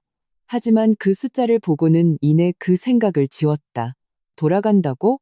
돌아가서 동정이나 비웃음 섞인 시선을 마주하고 김민중과 최유라의 그림자로 가득한 그곳으로 돌아간다고? 안 돼. 절대로 돌아가지 않을 거야. 내가 거의 절망에 빠질 무렵 전환점이 찾아왔다. 그날 나는 마트에 장을 보러 갔다. 산 물건이 많아서 커다란 봉투 2개에 나눠 담았더니 손가락이 끊어질 듯 아팠다. 계산대에서 줄을 서 있는데 내 앞에 서 있던 70대쯤 되어 보이는 깔끔한 옷차림의 할머니의 쇼핑백이 갑자기 찢어졌다. 사과와 감자가 바닥에 대구르르 굴러갔다. 할머니는 허리를 숙여 주우려 했지만 움직임이 힘겨워 보였다. 나는 얼른 내 짐을 내려놓고 몸을 숙여 흩어진 물건들을 하나하나 주워 내가 비워둔 장바구니에 담아드렸다. 할머니는 연신 고맙다고 말하며 감사함이 가득한 눈빛으로 나를 바라보았다. 그녀는 어색한 영어로 물었다. You are not from here, are you? Thank you, kind girl. 나는 그녀의 짐을 들어주고 마트 문 밖까지 바래다 주었다. 이야기를 나누다 보니 할머니의 이름은 안나였고 읍내 반대편에 산다고 했다. 아들 내외는 서울에서 일하고 혼자 산다고 했다. 안나 할머니가 내게 물었다. 어디 살아요? 무슨 일 해요? 나는 내 상황을 간단히 설명하며 일자리를 찾고 있다고 말했다. 안나 할머니는 나를 찬찬히 뜯어보더니 갑자기 말했다. 내가 나이가 들어서 혼자 사니 힘쓰는 일은 영 못하겠어. 정원 울타리가 망가진 지 한참 됐고 다락방도 낡은 물건으로 가득 차서 정리해야 하는데 괜찮다면 와서 자빌 좀 도와줄 수 있어요? 일당은 쳐줄게요. 나는 내 귀를 의심했다. 이것이야말로 가뭄의 단비였다. 나는 연신 고개를 끄덕였다. 네, 할머니. 저 뭐든지 할 수 있어요. 우리는 다음 날 아침 내가 그녀의 집에 가보기로 약속했다. 마트를 나설 때 내 발걸음은 가벼웠고 무거운 쇼핑백조차 가볍게 느껴졌다. 비록 임시적이고 불안정한 자빌이지만 적어도 시작이었다. 내 두 손으로 이 땅에서 첫 수입을 벌 기회. 희망은 마치 이 북극권의 긴 겨울밤에 가끔 나타나는 오로라 같았다. 비록 희미하지만 앞길을 밝히기에는 충분했다. 안나 할머니의 집은 연식이 좀 된 하얀 목조주택이었고 꽤 넓은 정원이 딸려 있었다. 다만 지금은 두꺼운 눈에 덮여 원래 모습을 알 수 없었다. 울타리는 정말 몇 군데 부서져 비뚤어져 있었다. 안나 할머니는 두꺼운 쇼를 두르고 문을 열어주었다. 집안은 따뜻한 벽난로가 타오르고 있었고 은은한 커피향과 오래된 나무 냄새가 났다. 그녀는 나를 데리고 수리해야 할 울타리를 보여주고 다락방으로 통하는 문을 가리켰다. 저 위의 물건들은 몇 년 동안 손도 안 댔어. 먼지가 엄청날 거야. 안나 할머니는 조금 미안한 듯 말했다. 나이가 드니 사다리를 오를 수가 없어서. No. 나는 소매를 걷어붙이며 안나 할머니에게 말했다. 괜찮아요. 저한테 맡기세요. 울타리 수리는 생각보다 어려웠다. 제주의 겨울나무는 쇠처럼 단단하게 얼어붙어 못이 잘 들어가지 않았다. 나는 서툴게 망치를 휘둘렀고 손바닥이 찌릿하게 울렸다. 몇 번이나 내 손을 찌을 뻔했다. 1시간 넘게 씨름한 끝에 가장 헐거웠던 나무 몇 개를 겨우 고정시킬 수 있었다. 손에는 이미 물집이 몇 개 잡혀 있었다. 안나 할머니는 뜨거운 커피와 직접 구운 작은 쿠키를 가져다 주었다. 내 빨개진 손을 보며 그녀의 눈빛에는 안쓰러움이 담겨 있었다. 잠시 쉬었다가 나는 사다리를 놓고 다락방으로 올라갔다. 안은 정말로 두꺼운 먼지가 쌓인 상자들과 낡은 가구들로 가득했다. 공기 중에는 곰팡내 같은 냄새가 났다. 나는 안나 할머니가 지시한 대로 누가 봐도 쓰레기인 물건들을 치우고 그녀가 혹시 필요할지도 모르는 상자들은 먼지를 닦아 가지런히 쌓았다. 먼지 때문에 기침이 계속 났고 땀과 먼지가 섞여 얼굴이 가려웠다. 오후가 되어서야 겨우 다락방을 대충 정리할 수 있었다. 사다리에서 내려왔을 때 허리가 끊어질 것 같았다. 팔과 다리는 욱신거리고 아팠다. 안나 할머니는 깨끗한 젖은 수건을 건네주고 테이블 위에 놓인 돈이 든 봉투를 가리켰다. 약속한 일당이에요. 아주 잘해줬어요, 아가. 내가 생각했던 것보다 훨씬 더. 나는 그다지 두껍지 않은 그 봉투를 받아들었다. 손가락이 지폐 끝에 닿자 말로 표현하기 힘든 든든함이 밀려왔다. 이것은 김민준 회사에서 월급을 받을 때와는 완전히 다른 느낌이었다. 이것은 내 힘으로 한 방울 한 방울의 땀으로 번 돈이었다. 비록 힘들었지만 허리는 꼿꼿했다. 안나 할머니는 간단한 저녁 식사를 대접했다. 감자 피레와 구운 생선이었다. 식사 중에 그녀는 나를 보며 갑자기 말했다. 읍내 주민센터에서 매주 수요일 오후에 무료 뜨개질 모임이 있어요. 주로 나 같은 노인들이 시간 보내러 가는 곳인데 젊은 사람들도 환영해. 뜨개질 가르쳐주는 마르타 할머니 솜씨가 아주 좋아. 관심 있으면 한번 가봐요. 사람들도 더 사귈 수 있을 거고. 나는 마음이 동했다. 이것은 지역 사회에 녹아들고 언어를 연습할 좋은 기회일지도 모른다. 나는 고개를 끄덕이며 안나 할머니에게 말했다. 감사합니다. 한번 가볼게요. 그 후 며칠 동안 나는 계속해서 안나 할머니 댁에서 자비를 했다. 날씨가 좋은 날에는 정원길에 눈을 치우거나 창고를 정리했다. 매주 수요일 오후에는 주민센터 뜨개질 모임에 꼬박꼬박 참석했다. 그곳은 정말 대부분 할머니들이었다. 그들은 나라는 유일한 동양인 얼굴을 신기해했지만 매우 친절했다. 마르타 할머니는 인내심 있게 코 잡는 법, 겉뜨기, 안뜨기를 가르쳐 주었다. 내 한국어는 이런 한담 속에서 놀랍게도 빠르게 늘었다. 하루는 마르타 할머니가 내가 반쯤 뜬 삐뚤삐뚤한 털실 조각을 보며 느린 말투로 말했다. 서연 씨, 손재주는 좋은데 마음이 좀 급하네. 뜨개질에서 가장 중요한 건 인내심이야. 한 코 한 코 서두르면 안 돼. 그녀는 자신이 뜨고 있던 복잡한 무늬의 목도리를 들어 보여주었다. 봐. 아무리 복잡한 무늬도 한 코 한 코 완성되는 거야.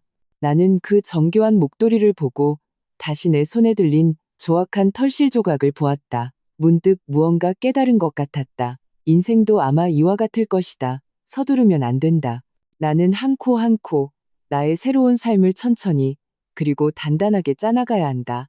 내가 이제 삶이 조금씩 제 궤도에 오르고 하루 벌어 하루 사는 불안감이 서서히 사라지고 있다고 느낄 무렵 예상치 못한 문제가 찾아왔다. 그날 나는 주민센터에서 돌아오는데 핸드폰으로 이메일 한 통을 받았다. 발신인은 낯선 영어 이름이었지만 메일 서두에는 이렇게 쓰여 있었다. 서연아, 나야. 심장이 쿵 내려앉았다. 불길한 예감이 들었다. 계속해서 읽어 내려가자 역시 김민준이었다. 그는 메일에 이렇게 썼다. 이런 식으로 연락하는 것이 무례하다는 것을 알지만 다른 방법이 없었다고 했다. 약혼식 소동 이후로 그의 사업은 급격히 기울었고 여러 대형 고객사가 협력을 중단했으며 은행도 그의 상환 능력을 의심하기 시작해 자금줄이 매우 빡빡하다고 했다. 최유라는 압박감을 견디지 못하고 그와 헤어졌다고. 그는 이제 사면 초과해 처지가 매우 어렵다고 했다. 서연아, 내가 예전에 너한테 잘못한 거 알아. 내가 사람이 아니었어. 하지만 지금 나를 도와줄 수 있는 사람은 너뿐이야. 우리 지난 8년의 정을 봐서 혹시 돈 좀 빌려줄 수 없을까? 네가 이혼할 때 돈을 많이 안 받은 건 알지만 내 부모님 댁이나 아니면 네가 예전에 모아둔 돈이라도 조금 있지 않을까? 내가 이 위기만 넘기면 반드시 2배로 갚을게. 나는 그 길고 후회와 애원으로 가득 찬 메일을 보며 실소가 터져나왔다. 어떻게 이런 말을 할 낯이 있을까? 나를 빈손으로 내쫓은 것도 그였고 젊은 비서와 서둘러 약혼한 것도 그였다. 이제 와서 망하게 생기니 이 아줌마에게 돈을 빌리러 온 것이다. 나는 그가 이 글자들을 치면서 당연하게 여기면서도 어쩔 수 없이 고개를 숙여야 하는 그 뒤틀린 표정을 상상할 수 있었다. 그는 아마 내가 여전히 마음 약하고 만만한 박서연이라고 생각했겠지. 그가 약한 척, 불쌍한 척하면 내가 과거 수없이 그랬던 것처럼 주저없이 모든 것을 내어줄 거라고. 하지만 나는 더 이상 예전의 박서연이 아니었다. 나는 마우스를 움직여 커서를 삭제 버튼 위에 올렸다. 그리고 주저없이 클릭했다. 그 장황한 메일은 순식간에 받은 편지함에서 사라졌다. 창밖으로 제주의 밤이 다시 찾아왔다. 고요하고 소리 없었다.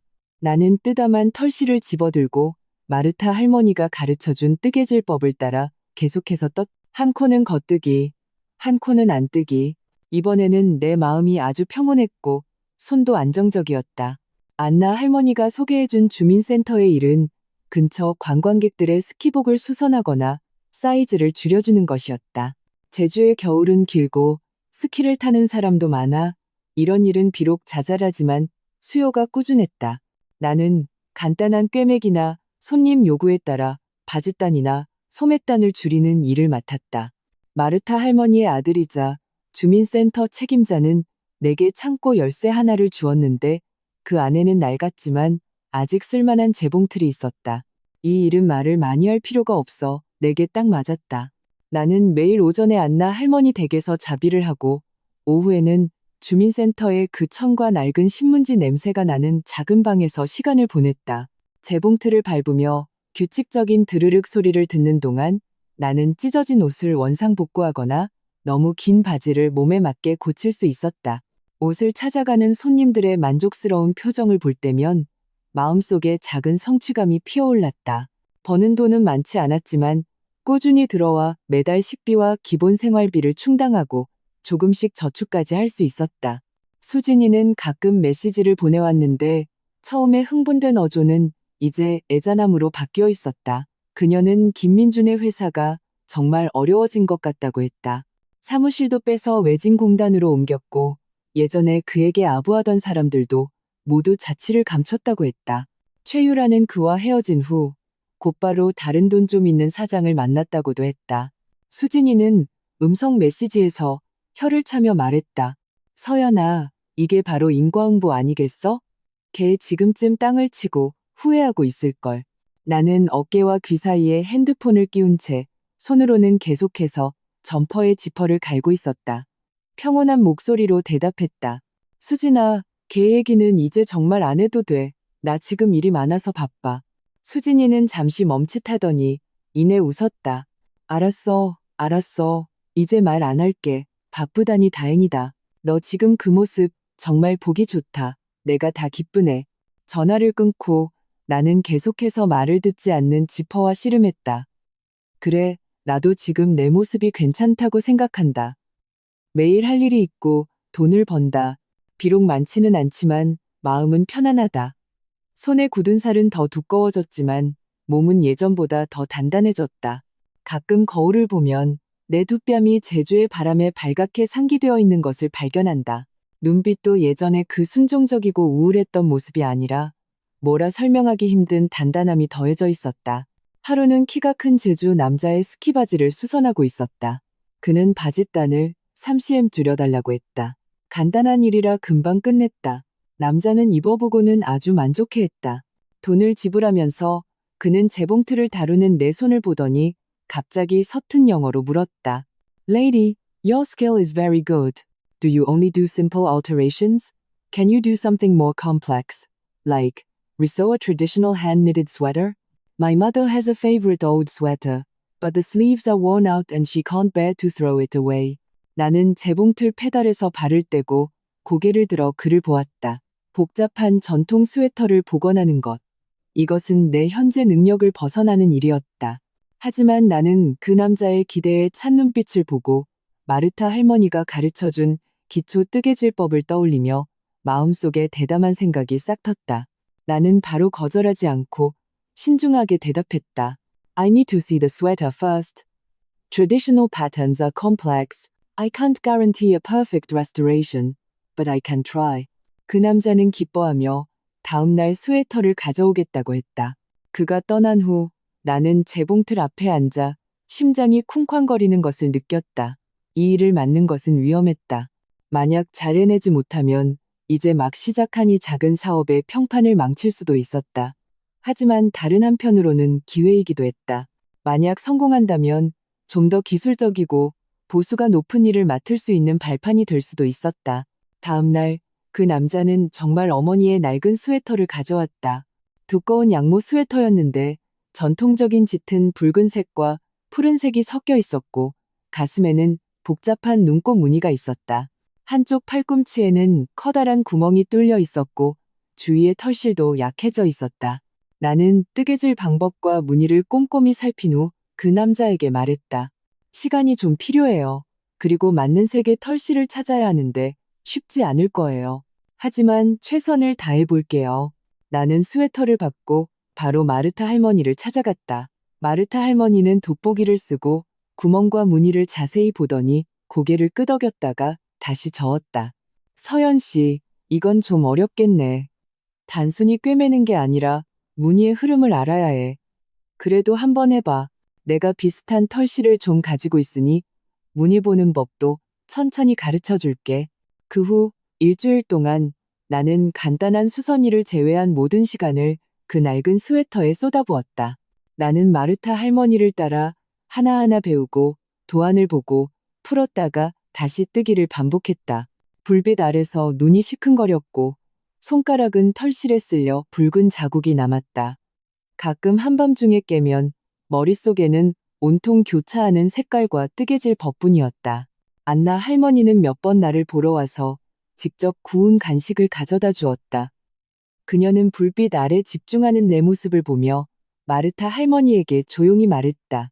저 아이한테는 끈기가 있어. No. 마침내 한 금요일 저녁 나는 마지막 코를 떴다. 내가 새로 뜬 부분과 원래 부분을 비교해보니 색과 무늬가 거의 하나처럼 어우러졌다. 자세히 봐야만 그 작은 부분의 색이 조금 더 새 것이라는 것을 알 수 있을 정도였다. 나는 길게 숨을 내쉬었다. 피곤했지만 마음은 커다란 만족감으로 가득 찼다.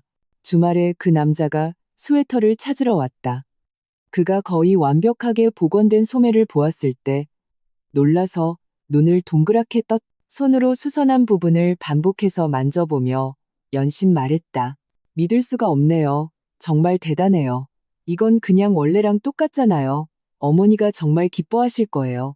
그는 일반적인 수선비보다 5배나 많은 돈을 지불하며 말했다. 제 친구들한테도 말할게요. 주민센터에 솜씨 좋은 한국 아가씨가 있다고.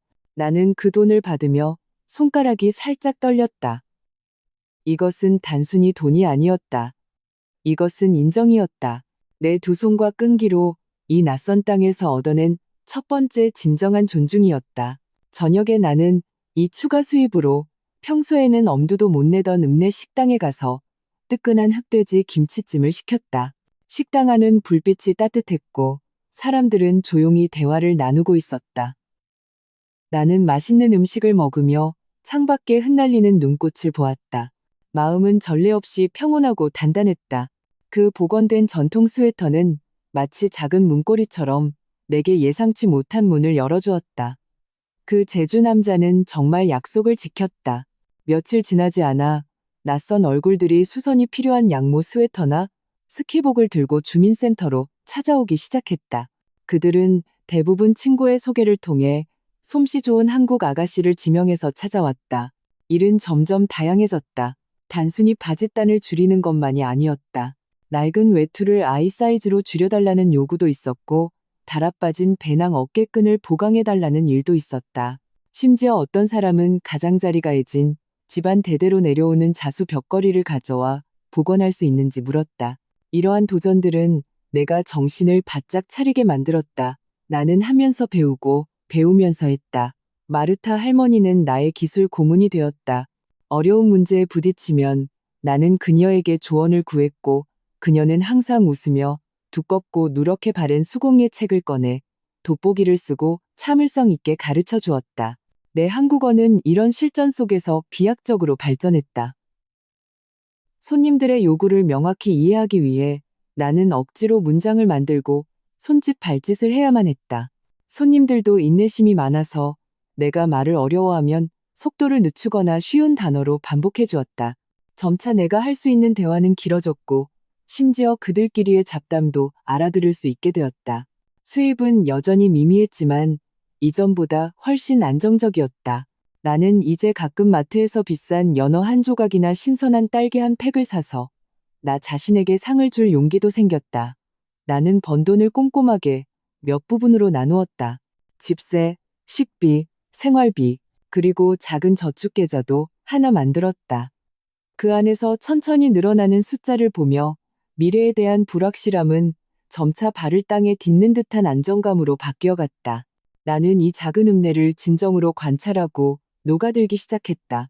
어느 빵집이 토요일 아침에 갓 구운 겉이 바삭한 사워도우 빵을 파는지 알게 되었고 도서관 어느 구석에 햇볕이 책 읽기에 가장 좋은지 알게 되었다.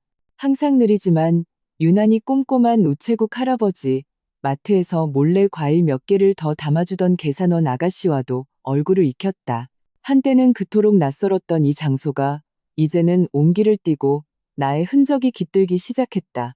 평범한 어느 오후, 내가 어린이 스키복의 이름표를 꿰매고 있을 때 핸드폰이 울렸다. 수진이었다. 나는 전화를 받고 습관적으로 어깨에 끼운 채 손으로는 계속 바늘을 꿰고 있었다. 수진이의 목소리는 예전의 시끌벅적함 없이 복잡하고 거의 한숨에 가까운 어조였다. 서연아, 김민준 완전히 파산했대. 내 손이 순간 멈칫했다. 바늘 끝이 손가락을 찌를 뻔했다. 나는 바늘을 내려놓고 핸드폰을 든 채 창가로 갔다. 창밖 아이 몇몇이 주민센터 공터에서 눈사람을 만들고 있었다. 웃음소리가 유리를 넘어 희미하게 들려왔다. 수진이는 계속 말했다. 나도 방금 들었어. 회사 빚더미에 앉아서 자산보다 빚이 더 많아 파산 신청했대. 사무실, 차, 심지어 지금 사는 아파트까지 은행에 담보로 잡혔다고 하더라. 듣자 하니 지금은 부모님 사시는 그 낡은 아파트로 다시 들어갔대. 예전에 너희 연애할 때 갔던 그곳. 나는 조용히 듣고만 있었다. 아무 말도 하지 않았다. 머릿속에는 부서진 화면들이 스쳐 지나갔다. 김민준이 넓고 밝은 사무실에 앉아 의기양양하게 계약서에 사인하던 모습. 그가 새 차를 몰고 나를 드라이브 시켜주던 모습. 우리가 그의 부모님 댁 그 좁은 낡은 집에서 김이 서린 창문을 배경으로 전골을 먹던 모습. 그 모든 장면이 마치 전생의 일처럼 아득했다. 수진이는 한숨을 쉬었다. 목소리에는 감출 수 없는 연민이 섞여 있었다. 생각해보면 참 씁쓸하다. 그래도 한때는 맨손으로 시작해서 그렇게 몇 년을 고생했는데 결국 다시 원점으로 돌아갔네. 듣자 하니 부모님도 화가 많이 나셨고 이웃들도 손가락질한데 그녀는 잠시 말을 멈추고 내 반응을 기다리는 듯했다. 내가 계속 침묵하자 그녀는 조심스럽게 물었다. 서연아, 너 이 얘기 들으니까 기분이 어때? 속이 후련해? 나는 창밖에 거의 다 만들어진 눈사람을 보았다. 눈사람은 빨간 털실 모자를 쓰고 돌멩이로 만든 입으로 바보처럼 웃고 있었다. 나는 차가운 공기를 깊이 들이마시고 전화기 너머의 수진이에게 말했다. 별 느낌 없어.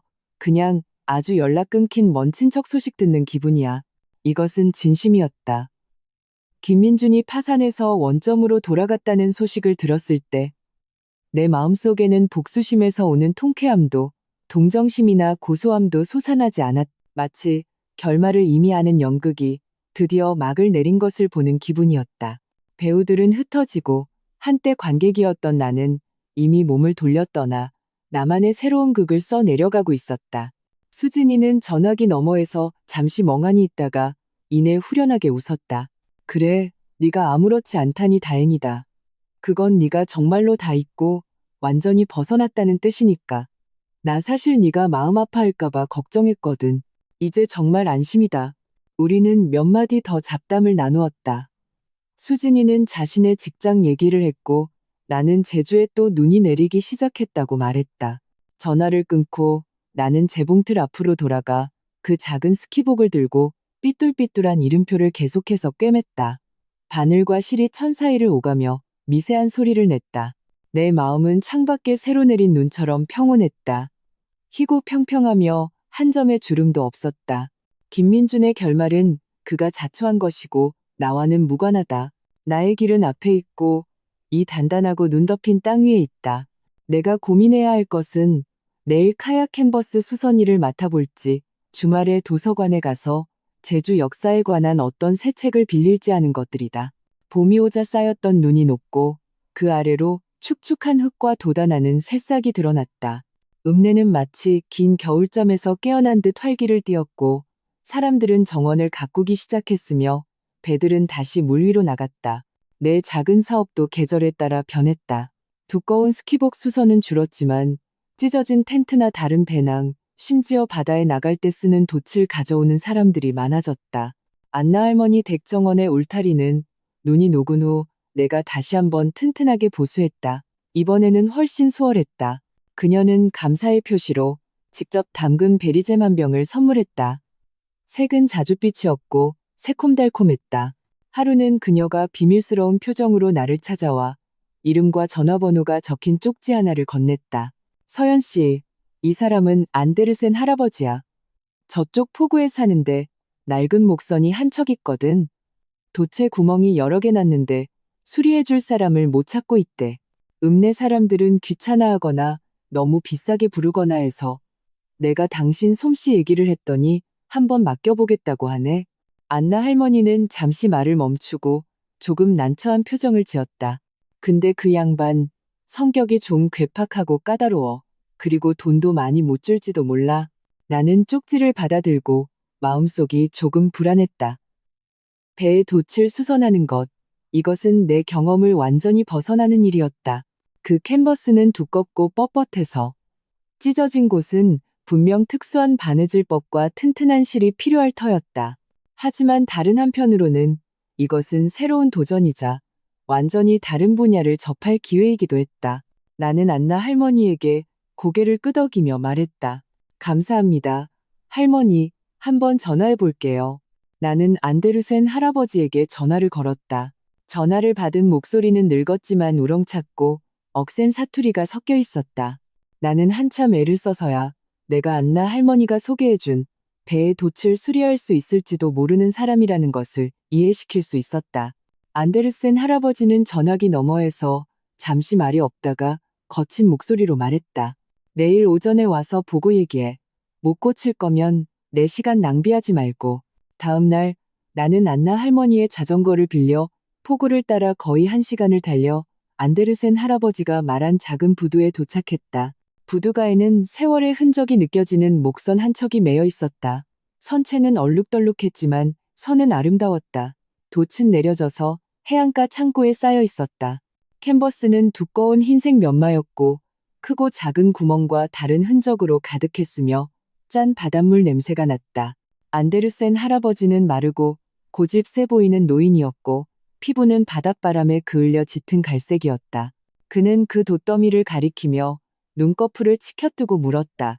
이거 고칠 수 있겠어? 나는 몸을 숙여 캔버스 재질과 손상 상태를 꼼꼼히 살폈다.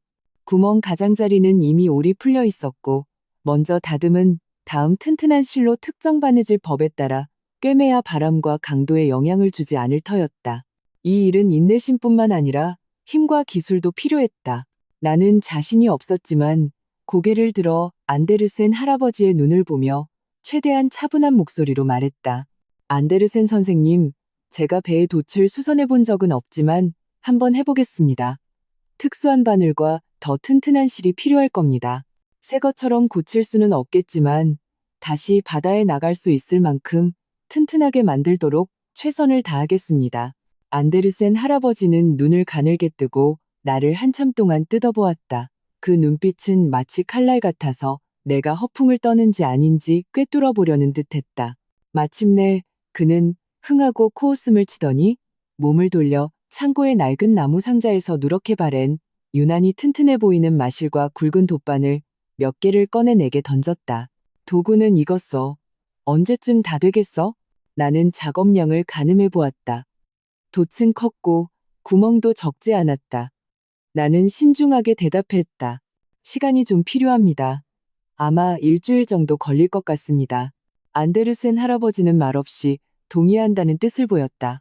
나는 온 힘을 다해 그 무거운 캔버스를 묶어 자전거 뒷자리에 고정하고 비틀거리며 돌아왔다. 그 후 일주일 동안 나는 거의 모든 시간을 그 찢어진 돛에 쏟아부었다. 주민센터방은 너무 좁아서 마르타 할머니 아들의 허락을 받고 돛을 주민센터 뒤 창고 공터에 펼쳤다. 나는 바닥에 앉아 골무로 굵은 바늘을 밀며 한 땀 한 땀 꿰맸다. 마실은 뻣뻣해서 두꺼운 캔버스를 뚫으려면 큰 힘이 필요했다.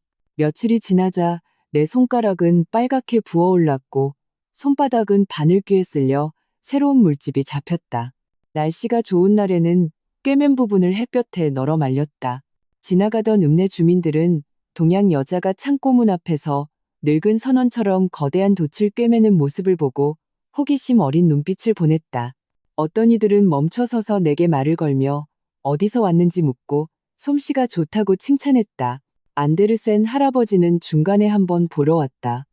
그는 말없이 펼쳐진 돛 주위를 한 바퀴 돌고 내가 꿰맨 부분을 손으로 만져보고는 다시 말없이 돌아갔다. 8회째 되는 날 저녁, 나는 마침내 마지막 구멍을 꿰맸다. 나는 수선한 돛을 다시 말아서 자전거를 타고 안데르센 할아버지의 부두로 가져갔다.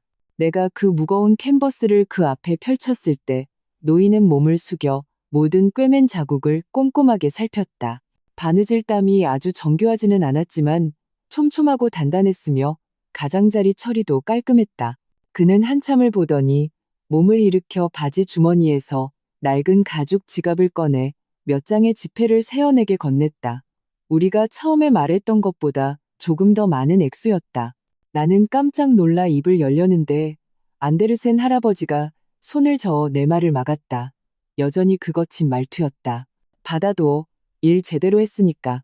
그는 잠시 말을 멈추고 내 눈을 보며 덧붙였다. 목소리가 조금은 부드러워진 것 같았다. 내가 찾아봤던 그 게으름뱅이들보다는 훨씬 낫군. 다음에 배덥게 찢어지면 또 자네한테 오지. 나는 그의 체온이 묻어나는 그 지폐를 받았다. 마음이 마치 폭우의 바람을 가득 받은 돛처럼 부풀어 오르고 충만했다. 이것은 단순히 돈이 아니었다. 이것은 묵직한 인정이었다. 까다로운 늙은 선원에게서 받은 인정. 자전거를 타고 돌아오는 길, 석양이 폭우의 수면을 금빛으로 물들였다. 온몸이 쑤시고 아팠지만 힘이 넘치는 것 같았다. 나는 알았다. 스웨터 한 벌을 수선하는 것에서 배의 돛 한 면을 복원하는 것까지 내가 걸어온 길은 한 걸음 한 걸음이 모두 의미 있었다는 것을. 나는 이 바다를 터전으로 삼는 작은 읍내에서 마침내 나의 바늘과 실로 내가 설 작은 자리를 꿰매어낸 것이다. 안데르센 할아버지의 다음에 또 찾겠다는 그 한마디는 따뜻한 바람이 되어 내 마음속 마지막 남은 불안감을 날려버렸다. 내가 수선한 돛이 마치 나 자신을 단단하게 만든 것 같았다. 이 낯선 땅에서의 내 자신감. 읍내 사람들은 점차 알게 되었다. 주민센터의 말수적은 그 한국 여자가 아주 야무진 손을 가졌다는 것을. 옷수선은 물론이고 까다로운 배의 돛이나 텐트까지 고칠 수 있다는 것을. 일은 점점 많아졌고 더 이상 자잘한 일이 아니었다. 어부들이 그물에 찢긴 방수바지를 가져오기도 했고 등산 애호가들이 미창이 다른 배낭을 맡기기도 했다. 내 작은 작업실에는 수선을 기다리는 다양한 물건들이 쌓여갔다. 공기 중에는 천, 가죽, 그리고 실왁스 냄새가 섞여 있었다. 재봉틀의 드르륵 소리는 내게 가장 편안한 배경음악이 되었다. 수입이 안정되자 나는 안나 할머니 댁창고에서 나와 읍내 변두리에 작은 작업실이 딸린 낡은 목조 주택을 임대했다. 집은 크지 않았지만 남향 창문이 있어 작업대 전체에 햇볕이 쏟아졌다. 나는 모은 돈으로 더 좋은 중고 재봉틀을 사고 특수원단을 다루는데 필요한 도구들도 몇 가지 더 갖췄다. 나는 작업실을 깔끔하게 정리했다. 모든 도구를 가장 손이 잘 닿는 곳에 두었다. 이 작은 공간은 온전히 내 것이었고 내 통제하에 있었다. 어느 주말 오후 햇살이 좋았다. 나는 문가에 앉아 바닷가에서 주워온 유목 몇 개를 사포질하며 선반을 만들고 있었다. 마르타 할머니가 지팡이를 짚고 천천히 걸어왔다. 그녀는 내 손에 가득한 나무가루와 형태를 갖춰가는 선반을 보며 눈에 웃음을 담았다. 그녀는 내 옆 작은 의자에 앉아 멀리 반짝이는 폭우를 바라보며 나지막이 입을 열었다. 서연 씨, 이제 여기에 완전히 뿌리 내렸네. 나는 하던 일을 멈추고 그녀를 보았다. 햇살이 그녀의 온머리 은발에 금빛 테두리를 둘러주었다. 나는 고개를 끄덕였다. 마음은 전례 없이 평온했다. 그래, 뿌리는 아직 가늘고 약하지만 이미 이 땅에 단단히 밝혔다. 마르타 할머니는 고개를 돌려 온화한 눈빛으로 나를 보았다. 이 일을 좀 더 크게 해볼 생각은 안 해봤어?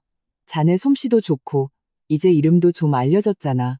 읍내에 여름이면 관광객들이 많은데 그 사람들도 고칠 물건이 많을 거야.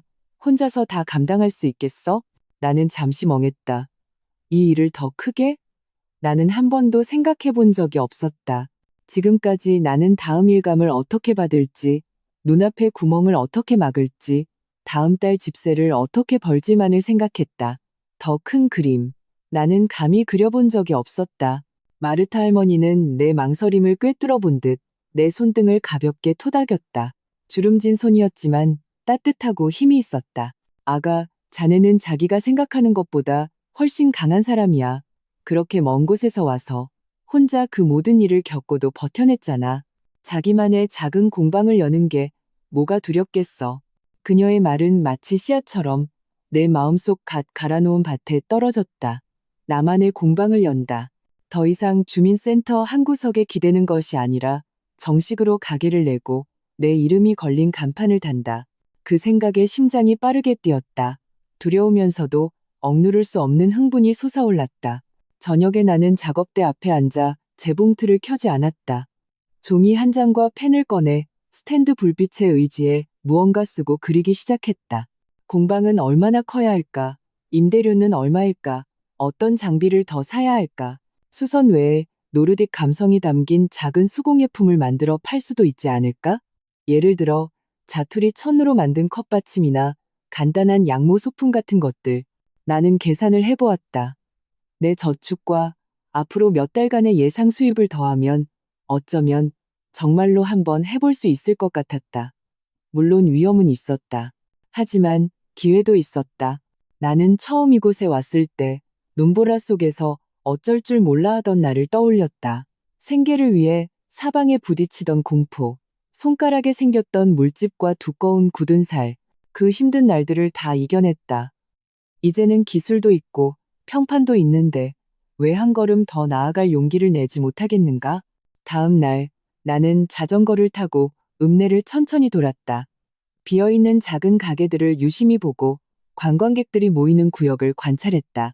부두에서 멀지 않은 비교적 조용한 골목 모퉁이에서 창문에 임대라고 쓰인 작은 집을 발견했다.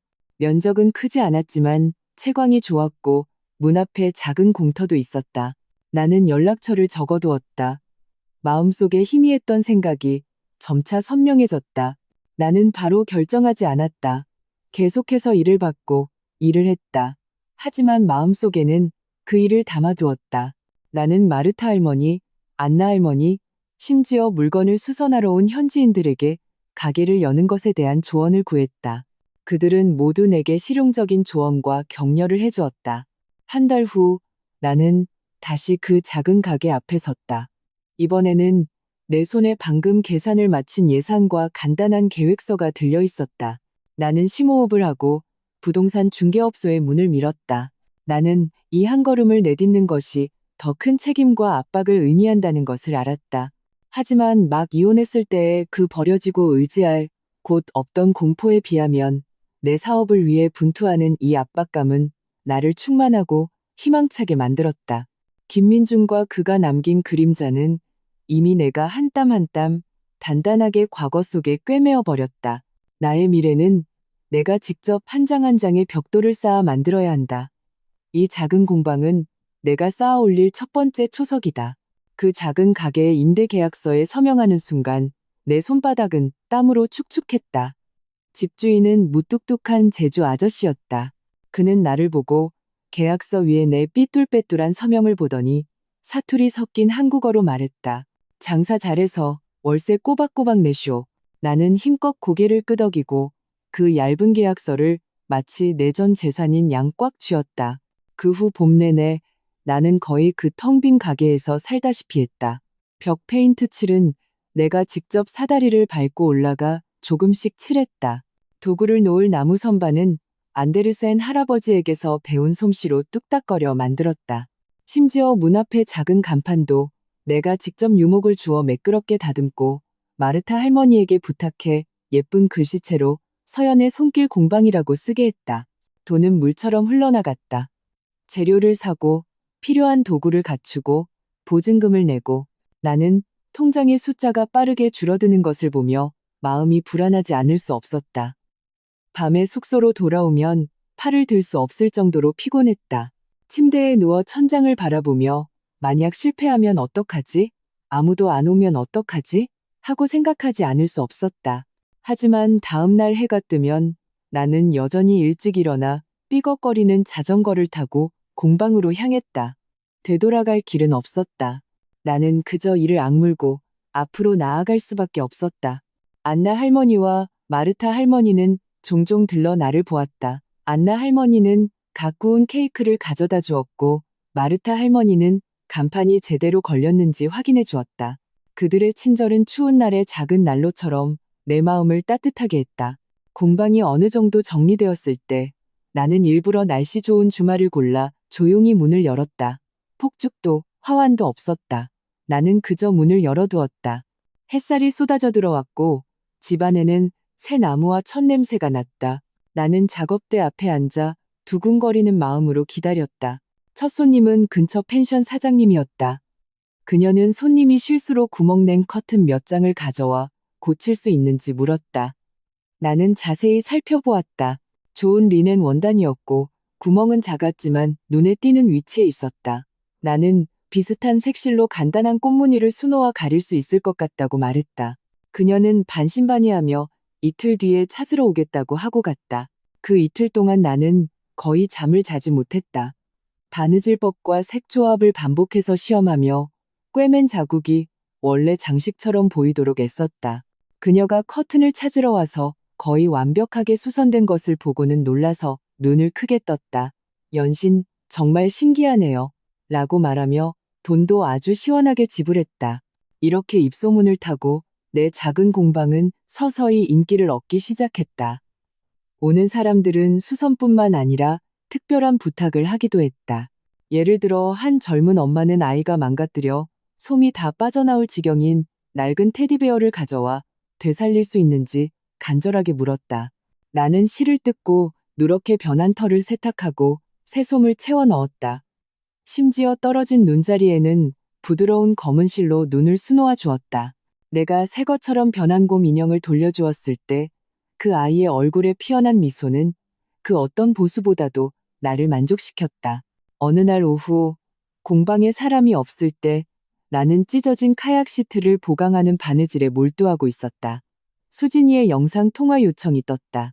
나는 손에 먼지를 닦고 전화를 받았다. 화면에 수진이의 웃는 얼굴이 나타났다. 배경은 그녀의 익숙한 사무실 칸막이였다. 그녀는 시끌벅적하게 말했다. 박 사장님, 뭐 하십니까? 당신의 글로벌 대기업 좀 구경시켜 주쇼. 나는 카메라를 내 작업대와 벽구석에 쌓인 수선을 기다리는 독과 배낭, 그리고 어부들의 방수복 몇 벌 쪽으로 돌렸다. 수진이는 혀를 차며 감탄했다. 이야, 서연아. 이 규모, 이 위험, 진짜 사장님 다 됐네. 나는 웃으며 카메라를 다시 내 쪽으로 돌리고 하던 일을 계속했다. 수진이는 내가 능숙하게 바늘에 실을 꿰는 것을 보더니 갑자기 한숨을 쉬었다. 목소리가 복잡 미묘하게 변했다. 서연아, 너 정말 달라졌다. 방금 길에서 김민준 본 것 같아. 내 바늘 끝이 잠시 멈칫했지만 손의 움직임은 멈추지 않았다.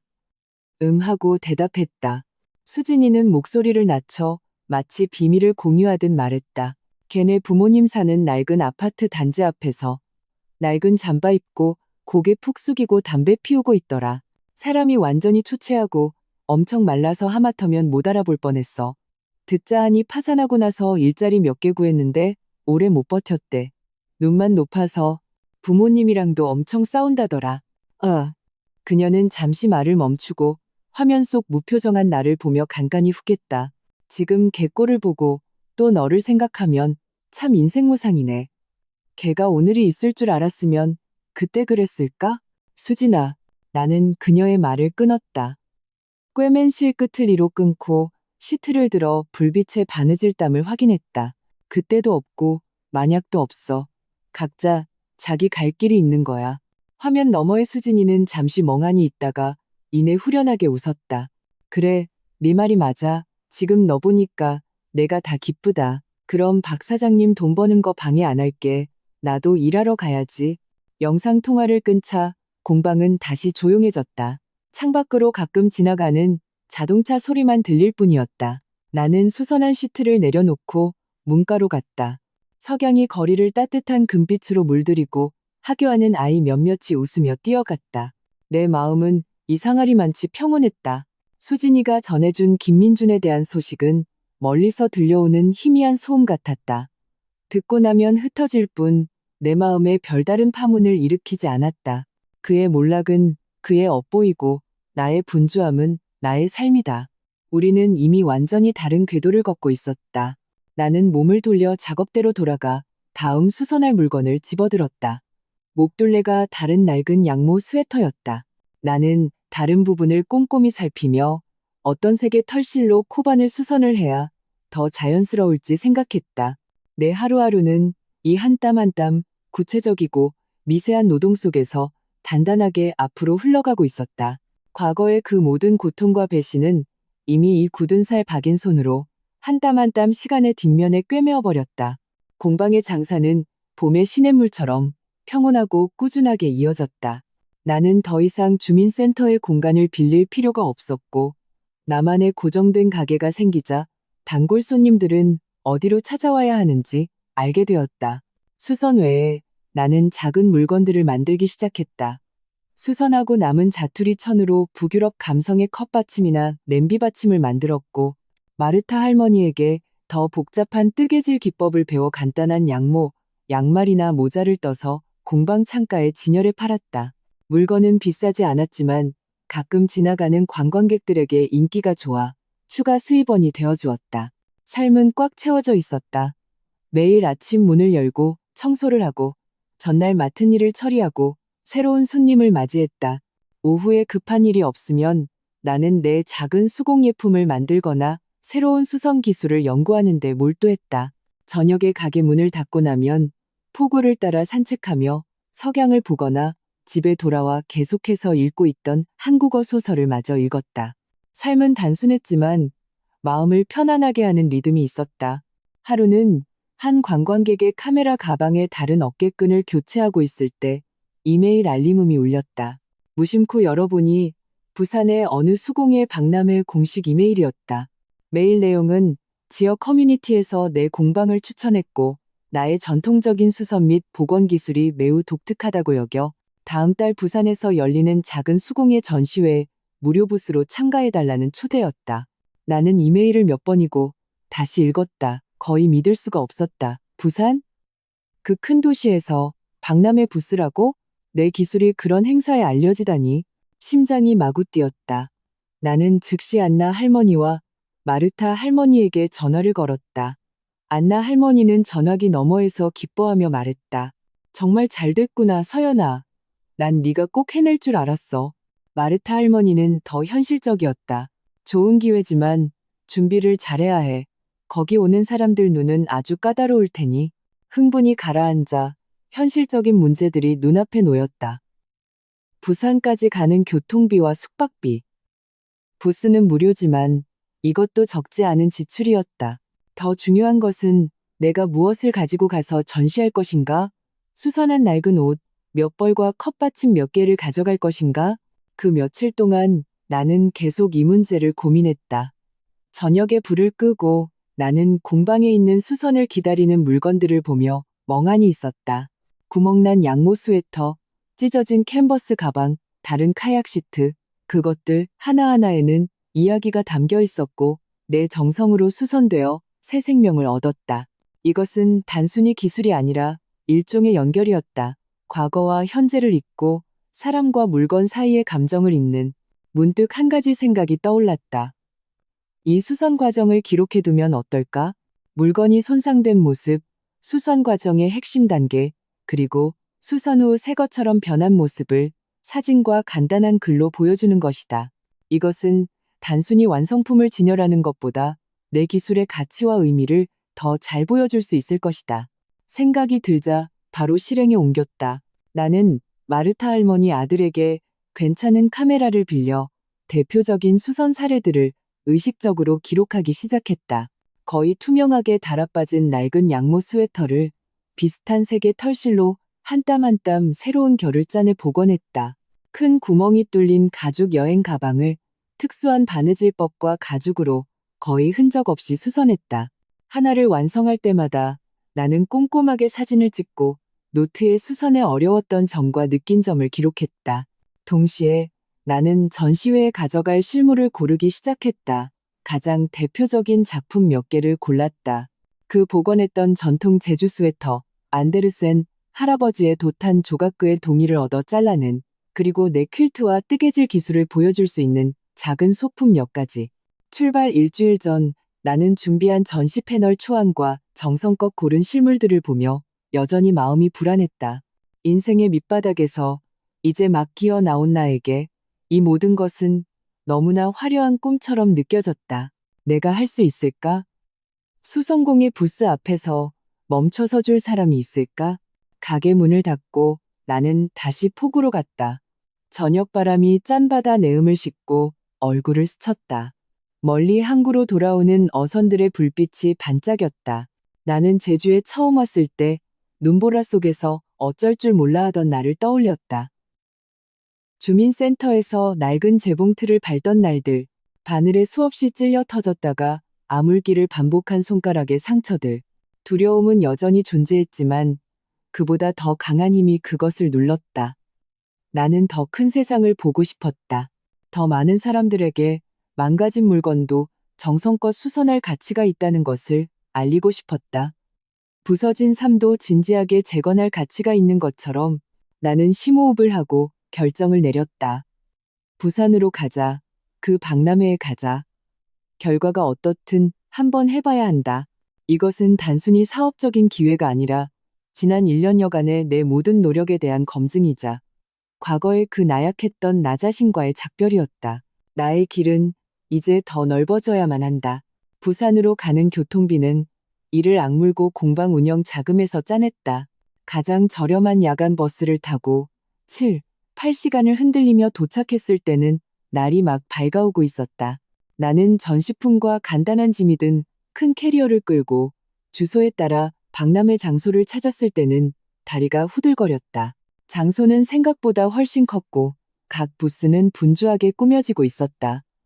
내 무료 부스는 눈에 잘 띄지 않는 구석에 있었고 간단한 긴 테이블 하나와 의자 2개뿐이었다. 주위에 정교하게 꾸며진 반짝이는 유리 공예품이나 화려한 보석이 진열된 부스에 비하면 내가 가져온 수선된 낡은 물건들과 사진 패널은 유난히 소박하고 심지어 초라해 보였다. 나는 마음속으로 불안해하며 손바닥에 땀이 찼다. 하지만 되돌아갈 길은 없었다. 나는 마음을 다잡고 꾸미기 시작했다. 나는 수선된 돛 한 조각을 배경으로 걸었다. 그 위에 촘촘한 바느질 땀이 조명 아래 독특한 무늬처럼 보였다. 테이블 위에는 내가 직접 염색한 리넨 천을 깔고 그 위에 제주 스웨터, 수선된 가죽 가방, 그리고 퀼트 컵 받침 몇 개를 조심스럽게 놓았다. 가장 중요한 것은 내가 직접 만든 앨범이었다. 그 안에는 수선 전후 비교 사진과 간단한 한국어 설명이 담겨 있었다. 박람회가 개막하고 사람들이 몰려들었다. 처음에는 내 구석진 부스에는 정말 아무도 오지 않았다. 사람들은 서둘러 지나가며 더 화려한 부스에 시선을 빼앗겼다. 나는 부스 뒤에 서서 손바닥이 차가워지는 것을 느꼈지만 지나가는 사람들에게 애써 미소를 지었다. 전환점은 어느 오전에 찾아왔다. 은발에 옷차림이 고상한 노신사 한 분이 부스 앞에 멈춰섰다. 그는 테이블 위의 물건들은 보지 않고 걸려있는 수선된 돛조각을 유심히 보았다. 그는 손을 뻗어 손끝으로 꿰맨 자국들을 가볍게 쓸어보더니 나를 보았다. 눈빛에는 놀라움과 감탄이 담겨 있었다. 그는 유창한 영어로 물었다. Lady, did you repair this? 나는 고개를 끄덕이고 준비하고 수없이 연습한 한국어에 영어를 섞어 대답했다. 네, 선생님. 전통적인 돛수선 바느질법을 사용했습니다. 노신사는 감탄하며 고개를 젓고는 앨범을 가리키며 물었다. May I see this? 나는 서둘러 앨범을 건넸다. 그는 아주 천천히 꼼꼼하게 앨범을 넘겨보았다. 특히 전통 스웨터와 낡은 가죽 가방의 수선 페이지에서 오랫동안 머물렀다. 다 본 후 그는 앨범을 닫고 내 눈을 보며 아주 진지하게 말했다. Remarkable skill. This is not just repairing. It's giving objects a second life. It's preserving memories and emotions. Your work is very valuable. 그의 말은 마치 따뜻한 난류처럼 내 모든 긴장과 자격지심을 순식간에 녹여버렸다. 나는 감격해서 거의 말을 잇지 못하고 연신 감사하다고만 했다. 이 노신사는 꽤 영향력이 있는 사람인 듯했다. 그가 떠난 지 얼마 지나지 않아 몇몇 사람들이 그의 추천을 듣고 일부러 내 부스를 찾아왔다. 이어서 점점 더 많은 사람들이 몰려들었다. 그들은 내가 수선한 낡은 물건들에 큰 관심을 보였고 앨범을 보고 수선 세부 사항과 가격을 물었다. 많은 사람들이 연락처를 남기며 나중에 집에 있는 특별한 의미가 담긴 망가진 물건을 보내 수선을 맡기고 싶다고 했다. 더욱 예상치 못했던 것은 부산의 한 대학에서 디자인을 가르치는 여교수 한 분이 내 부스 앞에서 오랫동안 머물렀다는 것이다. 그녀는 내가 전통 수선 기술을 현대 디자인과 결합하려는 생각에 큰 관심을 보였고, 심지어 다음 학기에 자신의 학생들에게 작은 강연을 해줄 수 있는지 제안했다. 박람회 마지막 날 오후, 인파가 점차 줄어들 무렵 나는 받은 명함과 문의서를 정리하고 있었다. 부드러운 한국어 목소리가 들렸다. 실례합니다.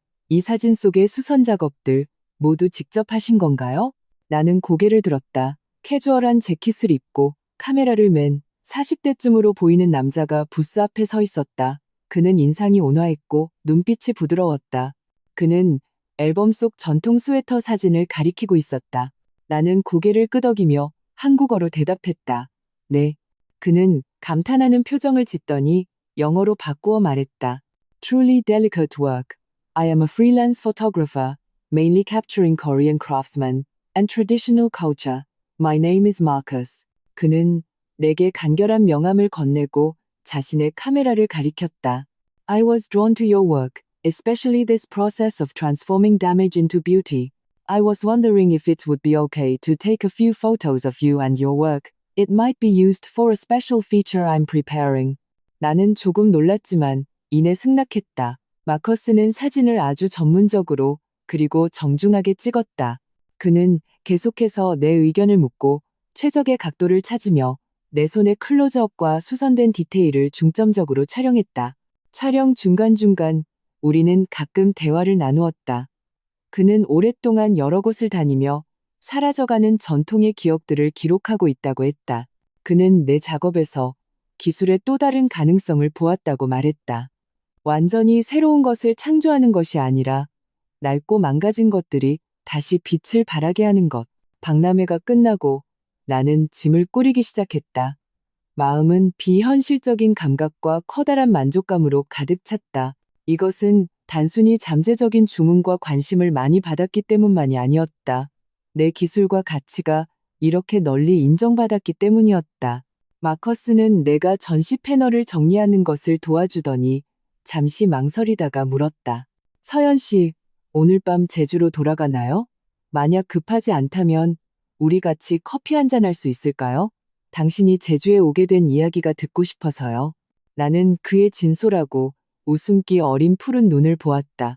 심장이 갑자기 쿵 내려앉았다. 제주에 온 이래로 나는 거의 모든 사적인 교류를 끊고 오직 생존과 공방에만 몰두해왔다. 지금 방금 만났지만 내 작업의 의미를 이해해주는 듯한 남자의 초대에 나는 의외로 바로 거절하지 못했다. 석양이 전시장의 높은 유리창을 통해 쏟아져 들어와 바닥에 긴 그림자를 드리웠다. 나는 심호흡을 하고 그에게 편안한 미소를 지으며 말했다. 좋아요. 근데 이야기가 좀 길지도 몰라요. 마커스와의 그 커피 한 잔은 예상보다 길어졌다. 우리는 기술에 대해, 제주에 대해, 각자 다녀온 곳들에 대해 이야기했다. 그는 말을 잘했지만 듣는 것을 더 잘했다. 나는 놀랍게도 거의 낯선 사람이나 다름없는 그에게 제주에 처음 왔을 때의 공경, 주민센터에서 뜨개질을 배우던 날들, 심지어 그 실패한 결혼에 대해서까지 가볍게 털어놓을 수 있었다. 마음속 깊이 묻어두었던 이 이야기들을 꺼냈을 때 마음은 더 이상 시큰하지 않고 후련하고 평온했다. 마커스는 과도한 동정이나 놀라움을 보이지 않았다. 그저 가끔 고개를 끄덕이거나 적절한 질문을 던질 뿐이었다. 눈빛에는 이해와 존중이 담겨 있었다. 커피를 다 마셨을 때는 밤이 깊어 있었다. 마커스는 내가 임시로 묵는 작은 여관까지 바래다 주었다. 문 앞에서 그는 나와 악수를 하며 작별했다. 손바닥은 따뜻하고 건조했다. 서연 씨, 만나서 반가웠어요. 당신의 공방도, 그리고 당신이라는 사람도 제게 깊은 인상을 남겼어요. 계속 연락해요. 나는 고개를 끄덕이고 그가 몸을 돌려 부산의 밤거리로 사라지는 것을 보았다. 마음속에는 이상하고 오랜만에 느끼는 가벼움이 있었다. 제주로 돌아오자 삶은 마치 빨리 감기 버튼을 누른 것처럼 흘러갔다. 박람회의 효과는 계속해서 나타났다.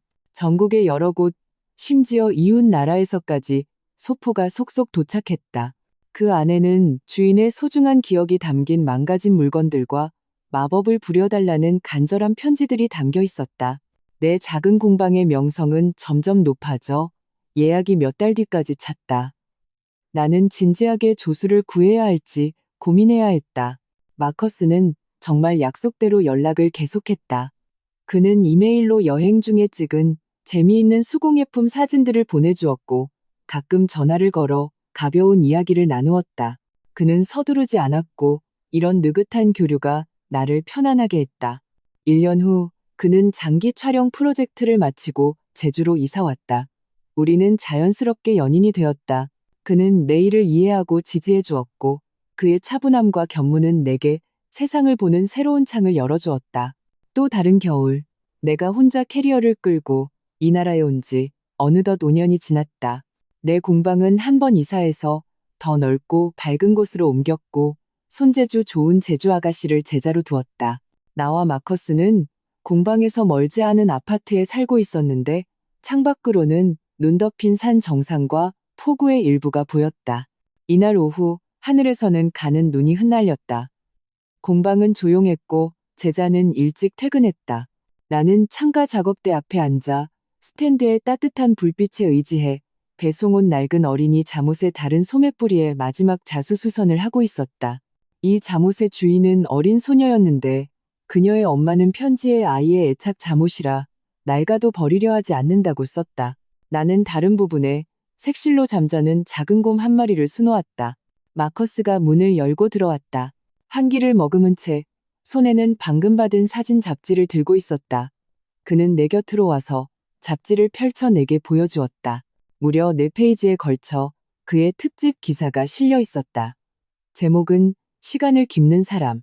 그 안에는 작업대 앞에 내 옆모습, 내 두 손의 클로즈업, 수선 전후가 선명하게 대비되는 물건들의 고화질 사진, 그리고 마커스가 쓴 나와 내 공방에 대한 이야기가 담겨 있었다.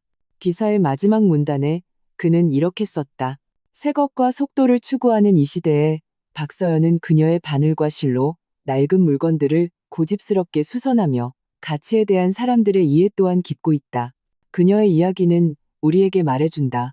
진정한 강함은 한 번도 부서지지 않는 것이 아니라 부서진 것을 처음처럼 복원할 용기와 기술을 갖는 것이라고. 나는 그 정교하게 인쇄된 사진과 글자들을 보며 눈시울이 뜨거워졌다. 마커스가 내 어깨를 감싸 안으며 귓가에 속삭였다. 봐, 얼마나 많은 사람이 당신의 수선에서 힘을 얻고 있는지. 그때 내 핸드폰 화면이 반짝였다. 수진이가 보낸 메시지였다. 열어보니 대충 찍은 사진 한 장이었다. 화면은 조금 흐릿했지만 김민준이라는 것을 알아볼 수 있었다. 그는 버스 정류장 표지판 아래 서 있었는데 펑퍼짐한 낡은 패딩을 입고 고개를 숙이고 있었다. 그의 모습은 겨울의 잿빛 배경 속에서 유난히 쓸쓸하고 초라해 보였다. 수진이의 글에는 세월이 흐른 뒤에 평온함이 묻어 있었다. 오늘 우연히 마주쳤는데 하마터면 못 알아볼 뻔했어. 예전 동료한테 듣자 하니 계속 안정된 직장 못 구하고 이것저것 닥치는 대로 하면서 별로 잘 못 지낸대. 나는 그 사진을 보았다. 마음속 마지막 남은 나 자신조차 인지하지 못했던 앙금마저 이 창밖에 가는 눈의 소리 없이 덮여 녹아내리는 것 같았다. 그가 잘 지내든 못 지내든 그것은 그의 인생 시나리오일 뿐 이미 나의 기쁨이나 슬픔과는 무관했다. 나는 통쾌함도 연민도 느끼지 않았다. 마치 나와 상관없는 사회 뉴스를 본 것처럼 나는 핸드폰을 내려놓고 그 작은 곰의 마지막 몇 담을 마저 수놓았다. 다 수놓고 나서 나는 이 작은 잠옷을 들어 불빛에 비춰보았다. 달았던 흔적은 교묘한 자수로 가려져 오히려 세상에 하나뿐인 예술품이 되었다. 나는 조심스럽게 그것을 개어 내일 붙일 준비를 했다. 창밖에는 여전히 눈이 내리고 있었다. 소리 없이 거리와 지붕과 먼 산을 덮었다. 공방 안은 따뜻했고 공기 중에는 실 왁스와 커피 향이 떠다녔다. 나의 과거, 그 모든 배신과 고통과 몸부림은 이미 내가 한 땀 한 땀 깊고 꿰매어 오늘의 평온함과 단단함이 되었다. 나는 몸을 일으켜 창가로 갔다. 마커스가 따라와 내 곁에 섰다. 우리는 창밖에 흰 눈으로 덮인 고요한 세상을 바라보았다. 나는 미래의 길이 아직 길고 어쩌면 또 비바람이 칠지도 모른다는 것을 알았다. 하지만 나는 이미 더 이상 타인에게 의지하며 폭풍 속에서 벌벌 떠는 박서연이 아니었다.